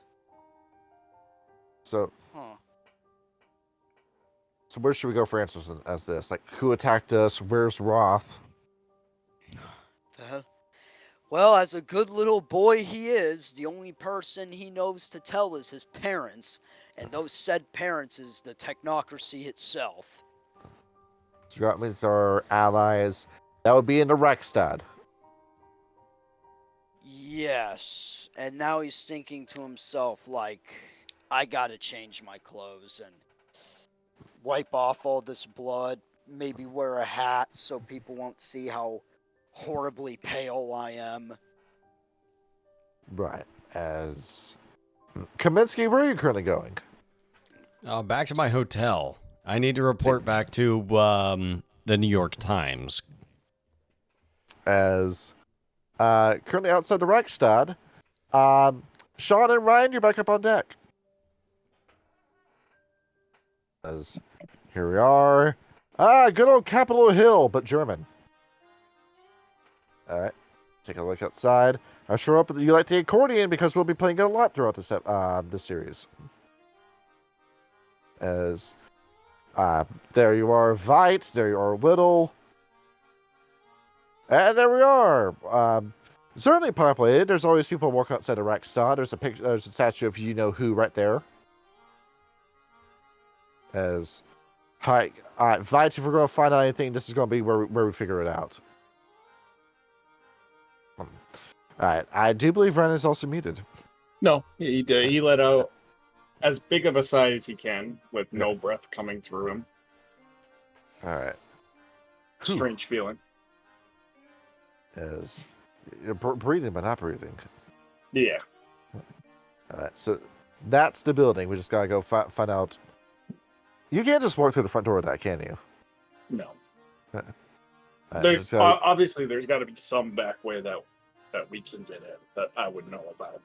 See, right. Is it all right with if Little comes with you? How's my standing in this place? So you're standing. With the Order of Hermes, once you're in. But as in the Rexstad politics itself. Oh well, yeah, no, I'm in. But like, can I bring guests? See, guests. Well, in a time of emergency, they'll probably make an exception. Would this count? Yeah, I guess so. Well, all right, it's gonna have to. After all, this is an emergency situation. All right, as you're going around. All right, Tim, as you're following where Kurt's going, Vite, you go over to a tree. All right, now, Vite, you know that.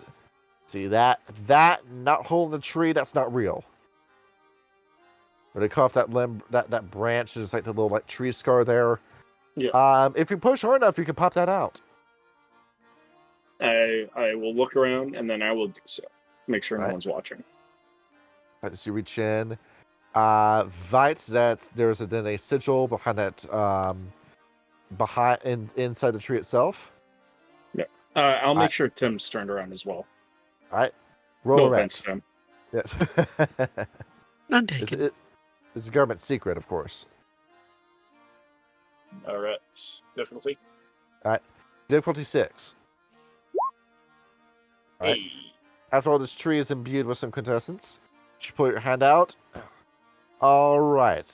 So after that, where you then want to go is that outhouse right there. All right. Follow me. All right. Just walk over here. Well, it's like a single a men's stall next to a women's stall, just in the middle of this park. If you go in, we'll watch what happens. It's gonna be a little bit awkward to 2 men go into the same bathroom stall. We'll wait for someone not to be in there. As you really wait for nobody to see you before you do this. Or we could go into different. I can explain how to do it, and we could go in separately. Yeah. We might want to send Tim first in that case. Yeah. All right, Tim, down to shoot you go. I'm guessing it's Harry Potter like. Yeah. Yeah, it's all like Men in Black like as we send you down to shoot. Let's see. And behold, welcome to you ain't there. Yep. As behold, Tim, welcome to the Reichstag. As you come off a pillar. It's Tim, definitely Harry Potter. Yeah, Tim, as you shake your head. Tim, did you just go through like a mail chute that led you into here? How strange. To shake your head, just take a few steps forward. Eventually, Vite is right behind you. If anything, I probably would have had him waiting by this while I went and did the tree thing myself. Yeah. All right. Extra privacy. And now we're here. All right. So over around here. All right. Now you know how to get to the downstairs from here.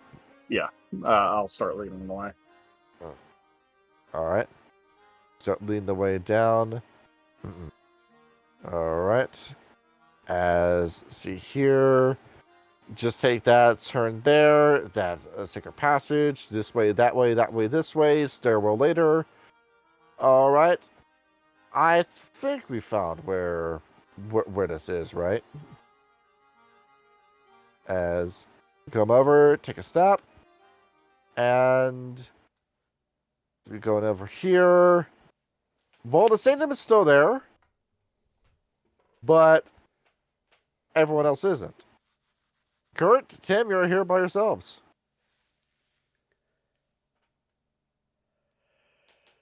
Step in here. Tim, can I have you sit here for a second? Sure. I will be right back. I just need to go check on something. I will just take a seat and start twiddling my thumbs. I'm gonna go to where I was knocked out or died or whatever I was. All right. So you're gonna walk through there. I probably, as I'm sitting there, also just kind of say a silent prayer to myself as well. As you step over, Vite, you see the hallway where you died? Yep. Immediately all that stone got mutated. That has been paved back over. And the bloodstains have been cleaned. But you know that's where the fight happened. That's where it happened. I need to find someone who knows what the hell happened after I was knocked out. I'm assuming I was knocked out and not died. As Kaspar's gone, France is gone, Heller's gone, Ingrid's gone. All right. Sure. There was one person. It was some agent, if I remember correctly. The woman who brought me to that other guy. Yeah. That would be Ingrid. Ingrid, yeah. Pretty sure I wrote that down somewhere. As looking around here, Yes. just trying to find out where's where and what is what. You hear it sounds like footsteps coming behind you. What do you think you're doing here? Is this woman? That is not Ingrid. Yeah. Is it? Is it? No. Who in the hell do you think you are? Is that Ingrid? No. As you look at this woman, you begin to realize who this is. German Secret Service security detail. Isolde Wagner. Fuck. My name's Kurt. Kurt Fight. I'm a worker here. A worker here. Wearing that uniform? I'm assuming this uniform is a form of practical joke. I can't take it off. See. You're some sort of comedian? Me, no. You're some sort of terrorist? Oh, absolutely not. Here, breaking into the Reichstag. Going in here. Not breaking in, I work here. See. You work here. What is your job, comedian? Are sleepers bad people? I can't remember. There are people that do not believe that magic is real. Okay. What was my cover while I was working here? You're working with the Thule Society. That was the cover?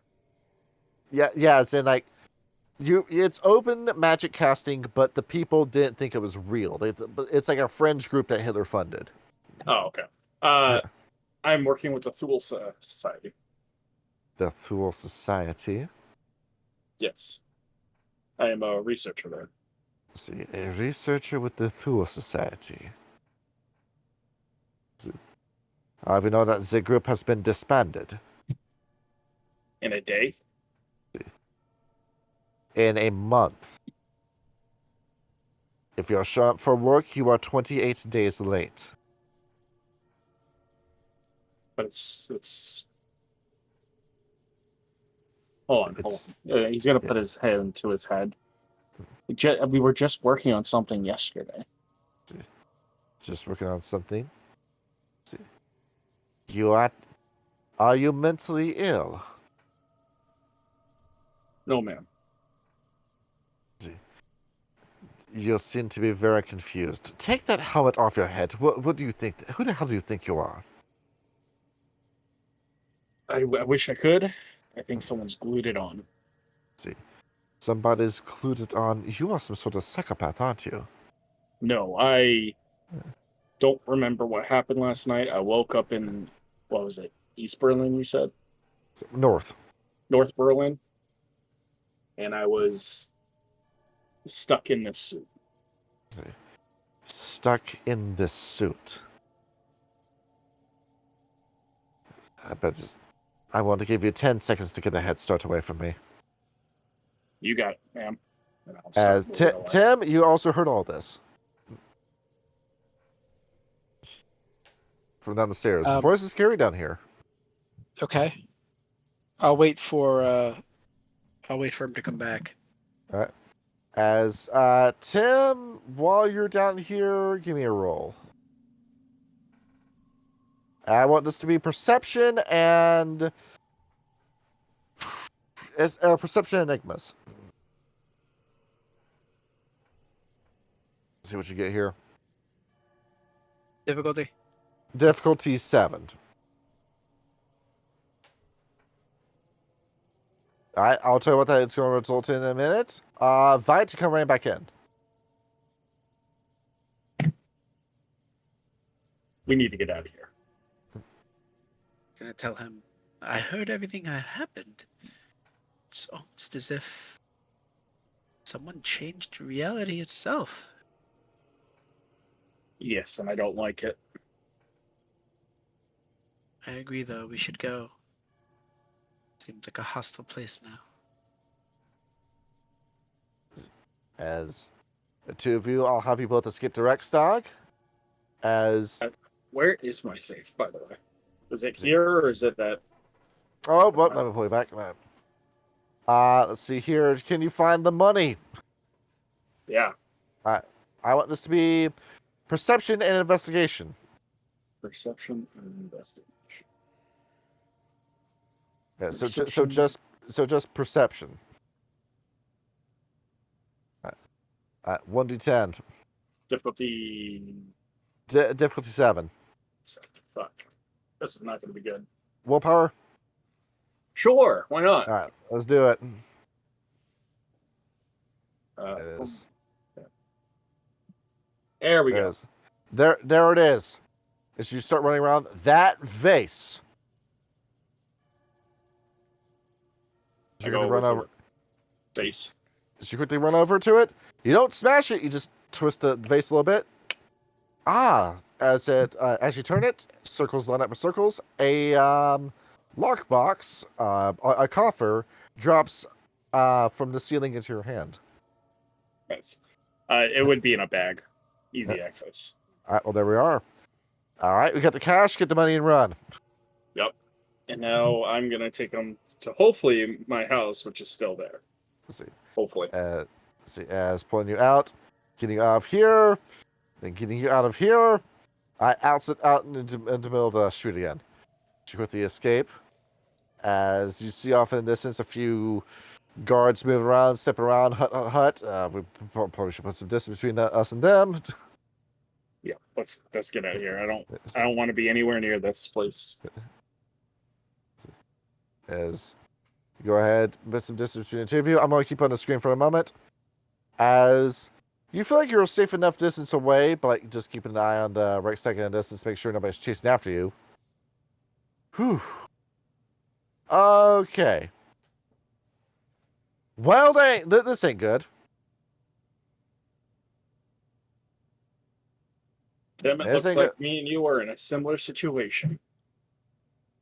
I feel like these situations are connected.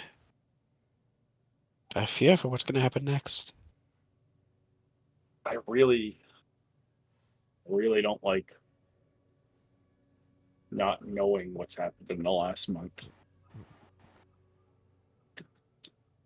At times like these,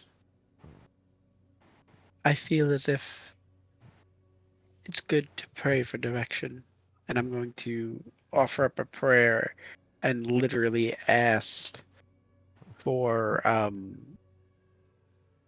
to point us in the direction of how to find out what's happening here. How to find out. All right. And if you then. can't tell, that's my way of kind of casting a spell. Alright, Think of it like straight a prime. Prime. Straight prime difficulty 6. Just get a prayer of guidance. Lord, show me the way. Ooh. He has shown you the way. You know who it is that we need to talk to, without a doubt in your mind. It is that homeless tweaker over there. Kaminsky entered the scene. I am just sort of like walking down as quickly as I can on this fucking bullshit metal leg. I need to get back to my hotel room. I need to call base. I need to get the fuck up out of here. See. Tim, there he is. That's the person that God's telling you to talk to. I'm gonna walk over to him. See. Vite, you follow? Yes. Is stepping over this way. Kaminsky, who in the hell are these two? He's cold I shoulder. can't move my token. He's just gonna, what try to cold shoulder them, keep walking. I can't talk to anybody. I cannot take my gloves off. I cannot take the coat off. I need to get the fuck up out of here. I'm going to speak up and just say, I'm very sorry for troubling you, sir. I know you seem like you're in a hurry. It's just that I was looking for guidance, and the Lord told me that I should talk to you. Sie findet hier nicht. What? You will find it not here. Is what he said from the direct translation. Well, I'll have you know the guy told me. I hate to bother you, sir. It's just the Lord has never steered me wrong in the past. Are you going to keep following me until I go to your church? I wish you could go to my church. My church has disappeared and seems to have been erased from the memories of everyone around. Can your church regrow a leg? I doubt it. Kaminsky, who? Metal Man? Are you guarding a castle or something? Did Mad King Ludwig send you? It's best not to ask. Good, I won't. I need to get back to my hotel, if you'll pardon me, gentlemen. He's putting back on the German. He is back in character to the best of his ability. Hotel. Little invite. This man's got one shoe, wearing a pair of gloves that doesn't match his lab coat that he looks like he stole, and he's wearing what looks like to you prison pants underneath that. To be fair, I am a metal man with a bed sheet and socks on my hands. Well, look at my token. Yeah, so you're three hobos. Of course, you gotta go to the same spot. Yeah, this is literally like the ugliest form of the Beatles you've ever seen. It really is. Already, Gershwin's checking his pockets to see if his hotel room key is still there. It's still there. It's got a bloodstain on it. That's fine. That's fine. I can get to my room. I can get a call out. That's what I need. It says smart clothes. Before he rushes off, I'm going to. What if we could help you? Gavinsky is going to stop. He's going to turn around and he's going to just like kind of get too uncomfortably close to Tim. Hurt mich jetzt. There's nothing that you can do right now that can help me. I need to get out of the city as soon as possible. I need to get to my hotel. I need to make a call, and then I'll be gone. Forget you ever saw me. And then turn and then keep fucking walking. The entire time he was up in his face, Tim would just be smiling, and not in a mocking way, in an oddly loving way. in a loving way, to the sense that it makes you feel uncomfortable and as if you should be taking 2 steps back from him. Hang on. Let me check something real quick. I was really half expecting the Yup. moment he said uncomfortably close. I was half expecting Tim to just give him a hug. Something He might have, but not just then. But that's definitely something that he might have The done. Brooklyn in him bubbles to the surface for a half second as a vein tenses in his neck, but he exhales and continues walking. I hope the Lord will lead us back to you, sir. I believe that we're meant to help each other. Before you Fist go, off, Kinder. if you happen to find that something's not right, come to this address. Is he actually Is he actually like coming to hand me like a piece of paper or something, or just like where we were? No, he's gonna say it out loud for him because he can't write, or writing is a new sensation in this body, Right. and he can't. Yeah, he doesn't want to show that he can't write, so he just says it out loud. Gutside is going to look at the street sign and just take a note of which street he is on. So which street am I on? I should think about that. Kaminsky too. The address that Veitch just gave you, that's a bougie apartment in the middle of Berlin. Yeah. As you're looking at this guy, but bullshit, this guy's got that much money. He's just gonna shake. He's just gonna shake his head. He needs to get the fuck out of here. Remember that address. As something else, Little and Veitch, you notice, he's walking with a limp. He's acting like his leg is broken when he takes a step. He's got his own set of problems. We'll see him soon if you're correct. As well, Little, you can fix that. Yeah, I was gonna say, are you sure you want to leave so hastily? I do have the ability to work miracles. Yes, damn it! Healing miracles. Will you please stop following me? I need to get out of here. If you wish to remain a cripple. He's just thinking. He is not thinking straight right now. He's been, knocked out, had his limbs cut off, had them surgically reattached, been experimented on by a mad scientist. He needs to get back to his hotel room and call somebody right the fuck now. In fact, Tim, you can smell what was it, like alcohol on him? But If you must, fine, but I entreat you, sir. If you change your mind, I write down my address and I hand it to him and I say, again, I can work miracles. A little help from the Lord. I hope you can. In fact, Kurt, Keen Sense is going off. Take a look at that. Is that what looks like body hair coming out of his left sleeve? Interesting. That doesn't match the hair on his head? He, like I said, he looks like he has his own sense of problems. As- If you don't mind following me, Tim, Tim, we're gonna head to my place to get a more accurate description of what's happening. Accurate prescription, you say? As Kaminsky, nothing from you?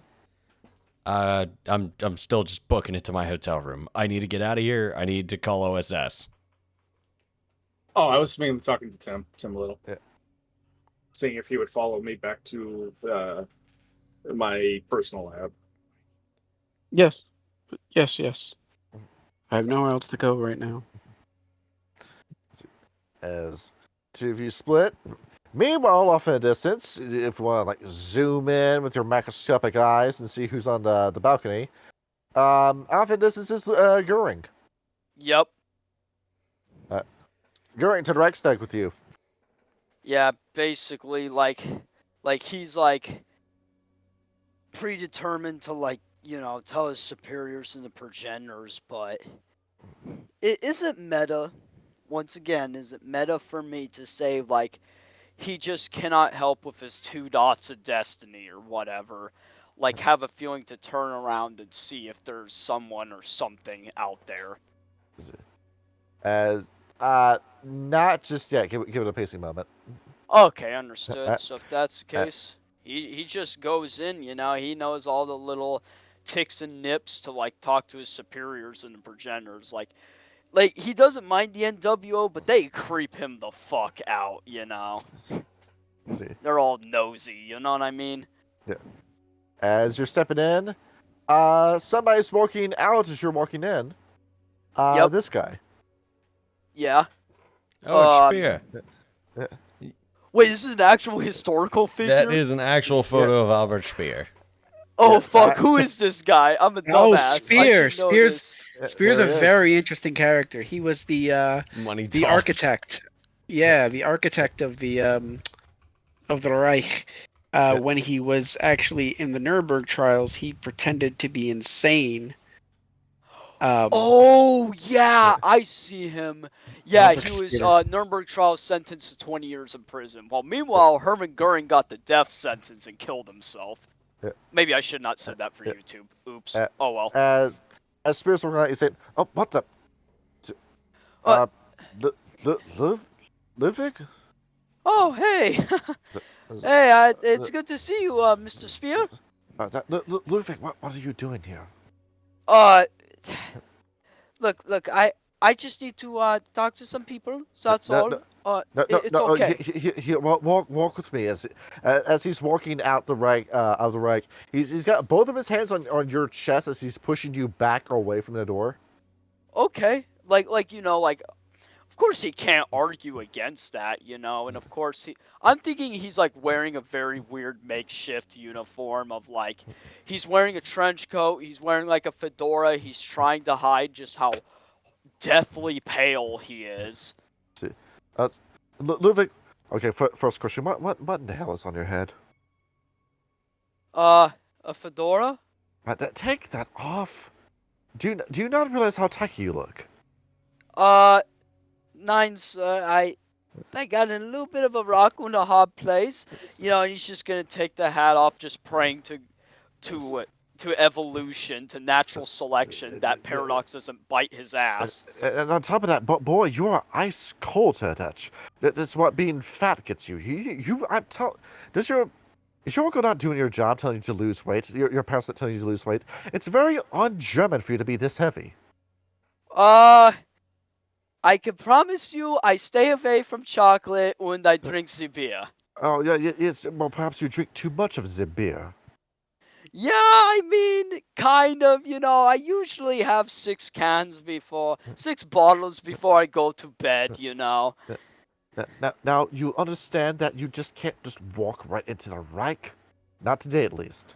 Oh, okay. No. Is your uncle not telling you this? I mean, I was just talking to him yesterday with the Olympics, Is nobody being nice to you? What he thinks about like his coworker, his uncle, especially Gershwin, and he kind of tries to like hide the feeling of like, like having a sad look on his face and says, "Yeah, you could say so." Now, Winston Churchill is in the building. Security's locked in. You cannot come in without clearance. Did you go get approved first? You do have a good point. I should have done that. I deeply apologize, Mr. Spear. See, and we've already had an infiltration. 2 people have been spotted in the Reich that are... one of them is dressed as a knight, according to his old. Like he has like a surprised look on his face, like, oh, okay. So yes, as you see, we appear to have some spies. Whether or not they're communists, we don't know. But we are under a high alert at the moment. We don't want anything compromising our relationship with England. Oh, okay. I deeply apologize. I give someone an uninvited guest. I apologize, good sir.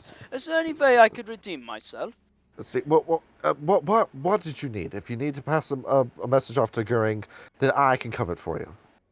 Oh yeah. And Liddy's playing along with it like he knows it's not gonna really get to his superiors per se, but it's better than nothing. He's gonna say that I want you to tell Herman Goering that that there's a bit of a technical difficulties on the lab, and I'm doing quite fine right now. And I just wanted to talk to him about it. That's all, Gotta, keep it all in, all of that good stuff. And that's pretty much it. Cut and dry, as some people put it. But what can you cut that's dry? Stale bread? Cut dry stale bread. Alright, well, I'll pass it along for you. All right. Yeah, yes, sir. Okay, as Ludwig, you look over his shoulder. You do not see Vite and Little. You do see Kaminsky. Oh yeah, he's trying not to eye Kaminsky. He knows he needs to stop his ass. As Spear's going to notice that you're looking. Oh no. and he's going to look around. He's going to look at what looks like a tweaker just limping along in the middle of a field. What in the hell? Oh, so look, yeah, I bet he means no harm. Just, those destitute people, so whatever, you know what I mean? See, oh yeah, yes, just a normal destitute man just limping in the middle, right in front of the Reichstag too. Oh, it looks like he's going away. Maybe he knows better. As it's going to look back over. We really shouldn't have filth like that walking around the street. That is true. Unfortunately, it exists, but give it a little bit of time and they'll all be gone per se. And not soon enough. Yeah, all in good time. Like he's trying to be like all overly optimistic despite going through some really fucked shit. He's doing the best he can. Yeah, it's like going to a job at a bad day. Your mom died and you don't want anyone to know, and then that annoying ass nosy coworker comes in and you just gotta pretend that everything's fine. So, how about you just turn around, you just go, look at me. Yeah? Your eye. Did you sleep?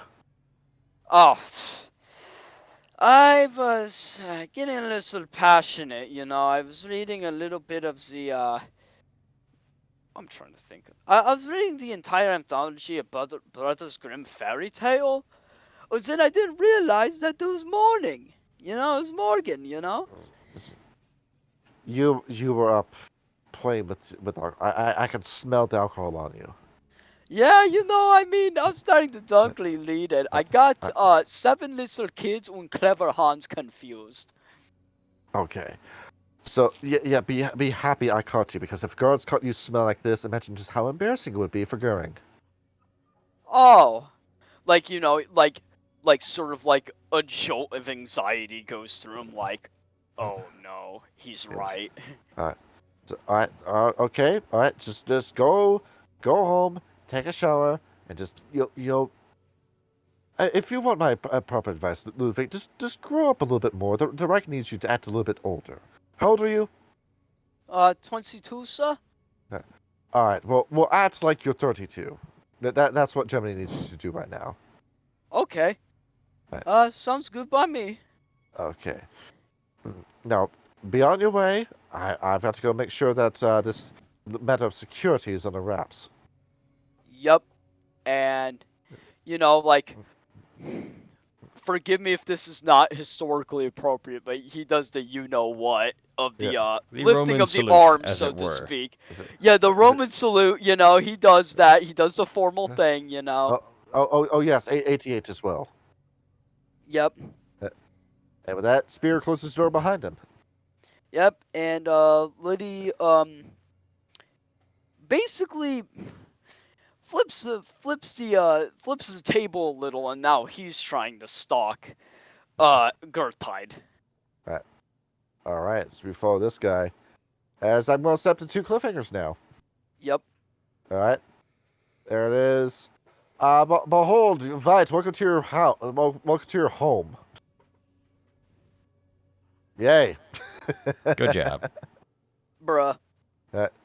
Vite, behold, all you have for a flat is a 2-room apartment, where the bathroom also doubles as the bedroom.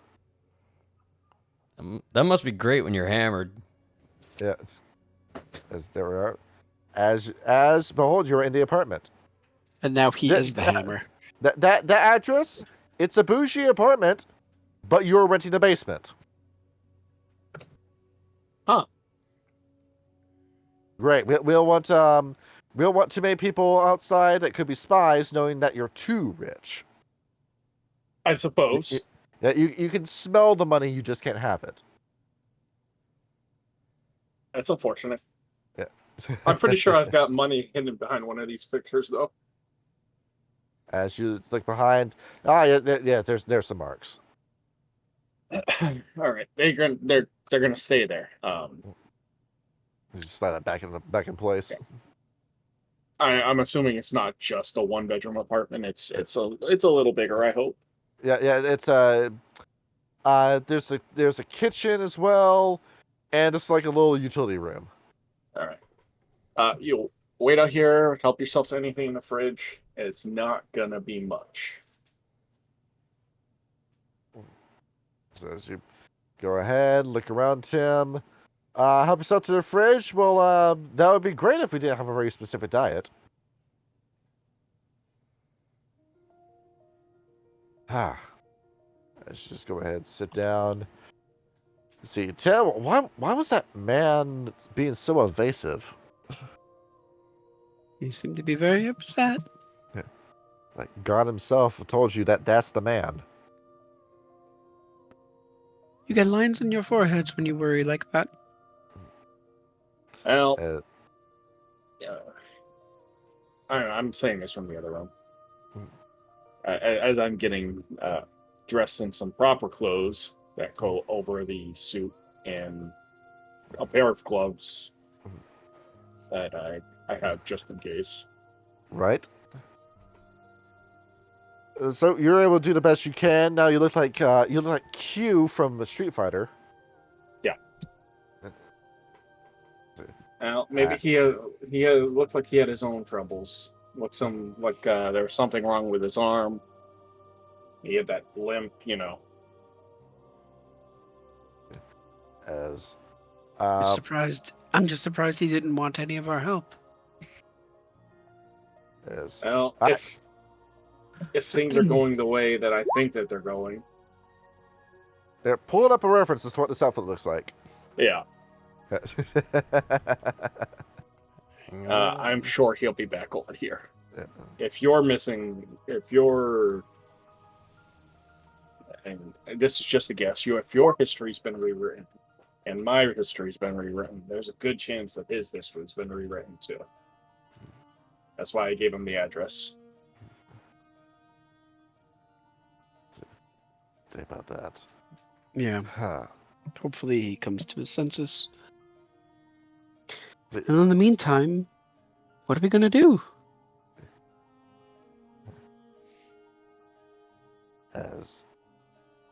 As we think about what you're going to do, think about what Kaminsky's going to do.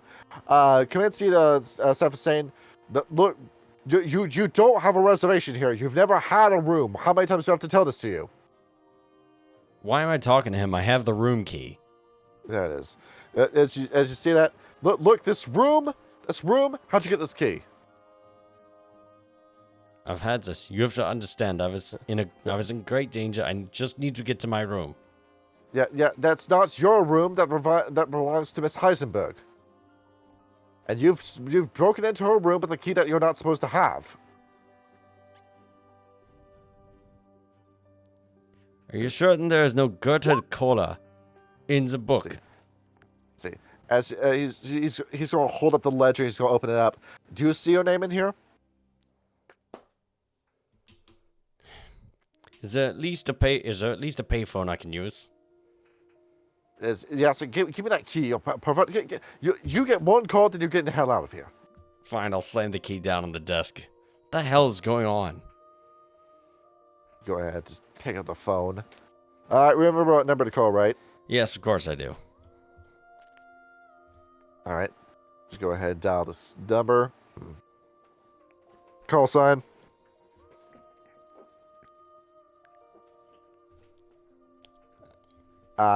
This is your free reign. Come up with whatever call sign it is.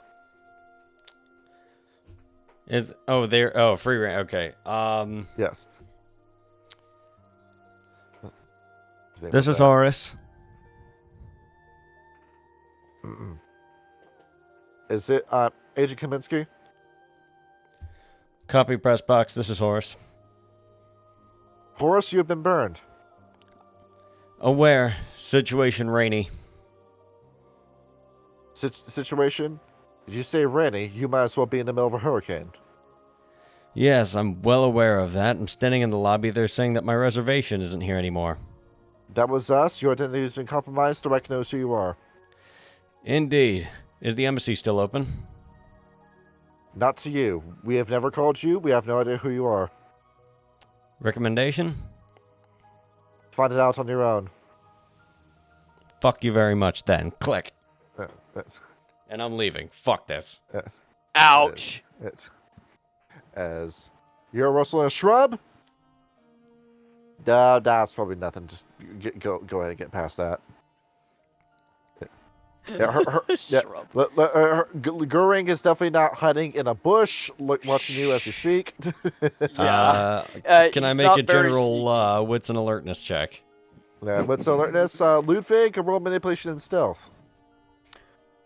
Do you really think his fat Actually, ass it'd be got perception stealth? and alertness. You never know. I've had a pretty rough day. Perception alertness. Nope, What he is got me it anyway. For? What is see, it? well, in your case, it'll just be manipulation then. All right, manipulation 3d10. Yep. All right. Ooh. That is. Well, we have a botch versus no successes. Ooh.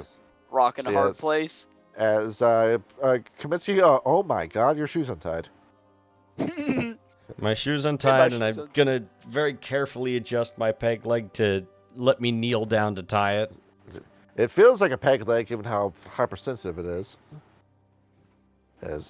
Go ahead, fix that foot. God, this pain in your feet and your arms is just incredible. Do I still have my wallet on me? You do. And are the 100 marks still in there? Yes. Good. I need to find some fucking clothes. Just go ahead. See, one boutique later. All right. Yep. I just same need... thing you're wearing. Same thing you're basically wearing now. Okay. Long covered in blood. Now I just need to find a place to sleep again. All right, El Cheapo part of town. Where are we going? You're thinking. See, if I'm at the store telling me to tip your hand, you have an address, don't you? Well, he was bougie. Fuck it, let's go. And last thing on the itinerary, cigarettes. All right, cigarettes. Spend 4 marks. Okay, cool. I'll spend 4 marks. And 10 for the clothes. That's fine. Yes. All right. All right. So, as Tim is saying, what's going to happen next? See, a little bit hokey, but Kaminsky. See, this is the address. Kaminsky, I guess he would just want you to go through a back door, all secret like. He's gonna knock on the door then. See. Kurt, you immediately spin around. Are we expecting guests? Oh, the only one who knows its address is people who don't exist and the person I gave it to. So I'll go answer the door. Go ahead, check that out. Kaminsky, it is you. Excuse me. Homeless man. Excuse me, sir. Is this the Empty Arms Emporium and Leg Salesman? As I do not know what you mean by that, but if you're asking this is the place that I sent you to, then the answer is yes. Is the man in the pajamas who said he could re-roll me a leg still here? Yeah, he's here. Great. May I come in, please? Yep. Yes. You will step inside. See, Goering, do invade the scene. Oh, what a Totally. delight! Totally. He's gonna politely knock on the door. You know, whatever is there. All three of your heads spin around. Vite, we only gave the address to one person. Gershwin's eyes are going to go open. He's going to pull the bayonet out and just hide himself in the doorway. And I'm gonna go grab my spare cane. Ooh. Right. Good. I'm gonna Pick stand there that with a big smile on my face. up. Beautiful. Yes. So Johnny, I had an idea about switching up my foci. All right. What is the cane? Instead of a pencil with a bunch of equations on it, or the different force runes, it's going to be the cane that in the handle is sketched the different runes for the forces. All right, that works. Because I had the idea when I was using the cane sword to do all my foci stuff. Well, there we are. Yeah, that works. Yep. All right, So go I'm ahead. gonna answer the door with the cane. I'm gonna be like, yes. As on the other side, this guy who's got mutton chops for days. Yep. Hello. Guten Morgen. I'm here, Servus. I'm here to tell you that I believe a friend of mine has come over for a party, and Kaminsky is this fucking guy again? It's curtain in front of the door. Yes. And I'm hiding in the corner behind it. I'm just going to see if I can catch the corner of his eye and just shake his head. No, don't let him in. hey. I'm sorry. I think you might have the wrong place. I would comply, but unfortunately, my friend is over there. Like I'm assuming, my friend went in here. Not Vietnamese bot. I know. Yeah. Like fucking Kyle leaves. Like Rage quits. Like fuck this guy. No. I'm joking. This is part of I'm the story right here. I'm joking, but like, would Liddy like see like the curtain? No, wait, he didn't peek in the curtain, right? Yes. Would he see through the curtain? You see Tim. Yeah. So basically, I'm his Liddy's gonna actually the first time in a while make a lie. Like, I'm his cousin, and I need to talk to him about some family problems. Tim, that's your cousin. I'm sorry. I don't think I recall. Fuck. How do I say this without lying? That's the hard part. Is it, yeah. I don't think Tim has a cousin. No, that's that guy over there. The guy that came in, he was limping a little, that's my friend, Gertrude. Sorry, shit. No, it's all player. good. Gertrude. Fuck. Yeah, my cousin Gertrude, we got a bit of like a financial dispute going on right now, and I need to very much talk to him.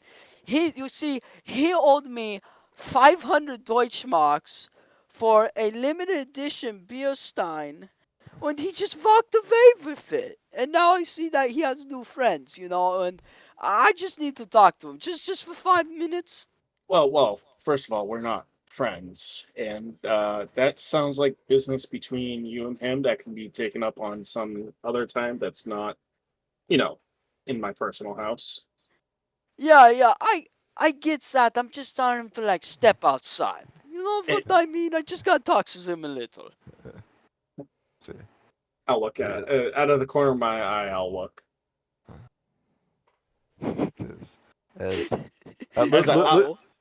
I'll turn my head around to the left to look behind me. Can I use Let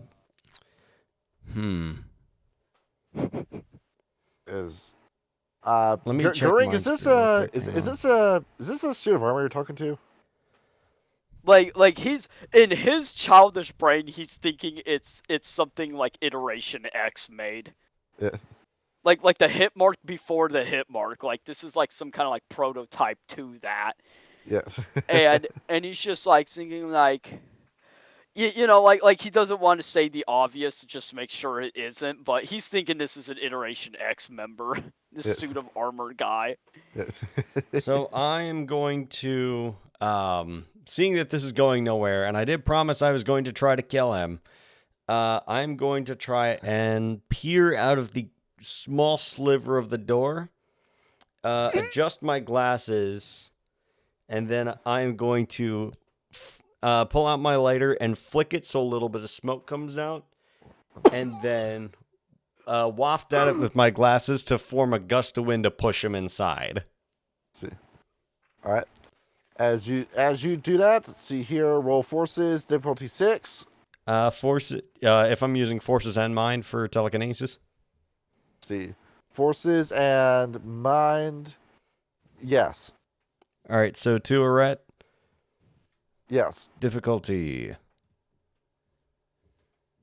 Let's see, difficulty 6. Oh, See. fuck. See, Kaminsky, as you're trying to do that, Vite sense shoots up your spine. Was that primed that just went off? Was that magic energy? Ooh, it's okay for me to interrupt. In Kurt's moment of weakness, like, what the hell was that? Liddy's just gonna freaking, like, full-blown, like, elbow just, like, barge in through, his fat ass just pushing through the door. Yeah, he broke in. Knife's coming back out. I close the door and take out the cane sword. You never should have come here. Hey, Tim, it's getting violent. Kidding. I do draw the cane sword though. Yeah. yeah, you know, he's like holding on to his freaking beer stein, you know, hold on to his book, like tugging his shoulder. He's like, hey, look, I get it like a duel, you know, like those what are they called? Wild West? You know, it's like the desert when they wear those big hats and they have the little guns. It look like a piece. Well, you shut the fuck up, you fat crouch son of a bitch. Oh no, wait, and then Liddy remembers. Oh yeah, I got a Luger. So then, like he's thinking about grabbing it, but not just yet. So, look, I know there's some misconceptions here. You two, weird, curly hair guy, and wait, what the? Like, you know, he wants to say he's like an Iteration X member, but he doesn't know yet. Fairy tale knight, you know, merchant kind of thing. This is my cousin, and I need to talk to him because he's been laying this off for 2 weeks. Fucking related. After what you fucking did to me, I don't want to fucking see you again. And now that you're back here again, look, I assume you're following me, and I don't like being followed. I'm going to fucking kill you. Do you understand me now? Hey, wait, we don't have to take it that way. Let me tell you something. I don't think you understand, but I have a very weird panic disorder. When people threaten my life, like, I get very nasty and I don't know what to do. So if I were you, I wouldn't try to kill me. Tim is getting a little crazy, isn't it?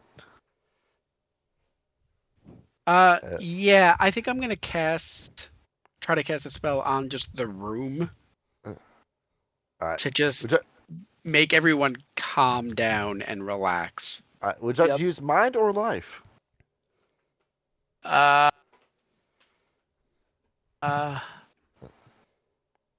Life. All right. In that case, roll your ret score, difficulty 7. Go along with this. See, let's alter a pattern. It is. Holy Ooh, shit. Let's Nice. go! Yes! As there it is.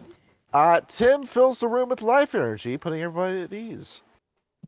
Ah, smells like oak back in Bavaria. Wow, Oh. that's a really nice air freshener you got there. And with that, the mood has been purified. I'm gonna look over at Tim standing in the corner of the room. You know that? As I Tim, told you. Yep. I told you that I work with the Lord and the Lord works with me. We perform miracles together. What about you, metal man? What are you about? As Science. Two Ooh, fucking hey! technocrats and a mage. Are you kidding me? Yep, Ludwig, that's a member of Iteration X. Ooh, oh my god!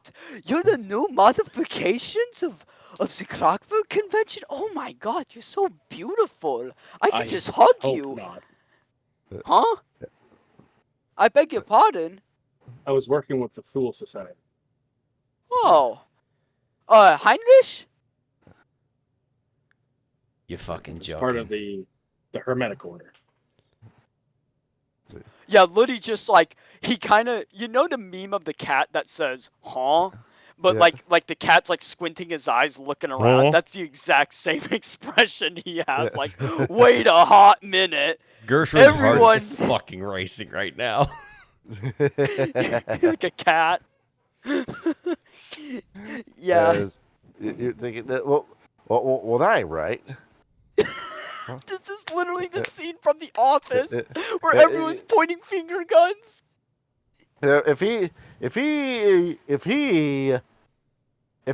with Iteration X, then why does he look like a hit mark 4?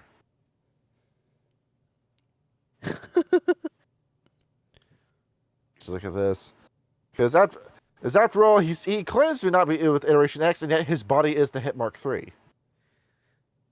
So Thor Society, Yeah. which means you're Yeah, one yeah. of those fucking eugenic practicing science sons of bitches that works for Heinrich fucking Himmler, ain't you? Yeah, Goering, you recognize what he is. Ooh. Yeah. Oh, you know, and then, just get this, Kyle. This is most likely going to be a straw that's going to break the camel's back for your character. Frickin' Luddy, with pure enthusiasm, does the Roman salute and says, you know, how do I do the code word? 88. 88. 88. You know, he full on confidently says it in everything. There. Well,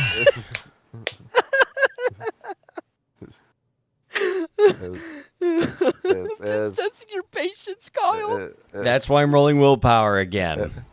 Yep. As Vite, it appears that this guy is a Nazi stooge. Literally. As, I suppose. Vite, we can work with this. Now, I need you guys to tell me, is there anything different about your histories? What do you mean by that? Specifically. Like, things not being where they're supposed to be, or groups not being, active? Anything that is different from what it was yesterday. Well, I had my arms and legs chopped off, and then this fat son of a bitch did science experiments on me, and now my hotel reservation's gone.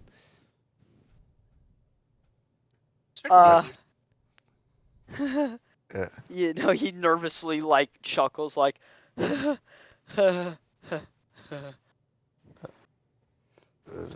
something You're a different strange about- one. Yeah. Can I try to restore his limbs to what they were? Let's see. Just looking at what that is. They were not at 5 your and they were- not at your current level of life. Okay. Yeah. We need a little bit more power because you know your limitations when it comes to miracles.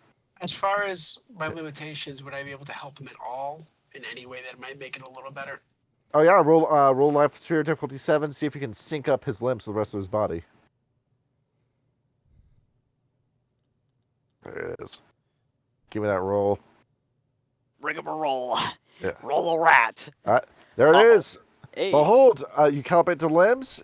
The limbs have been purified. That tingling sensation is no longer there. Kaminsky, you may use your arms and legs normally now. Ah, Baruch Hashem. Huh?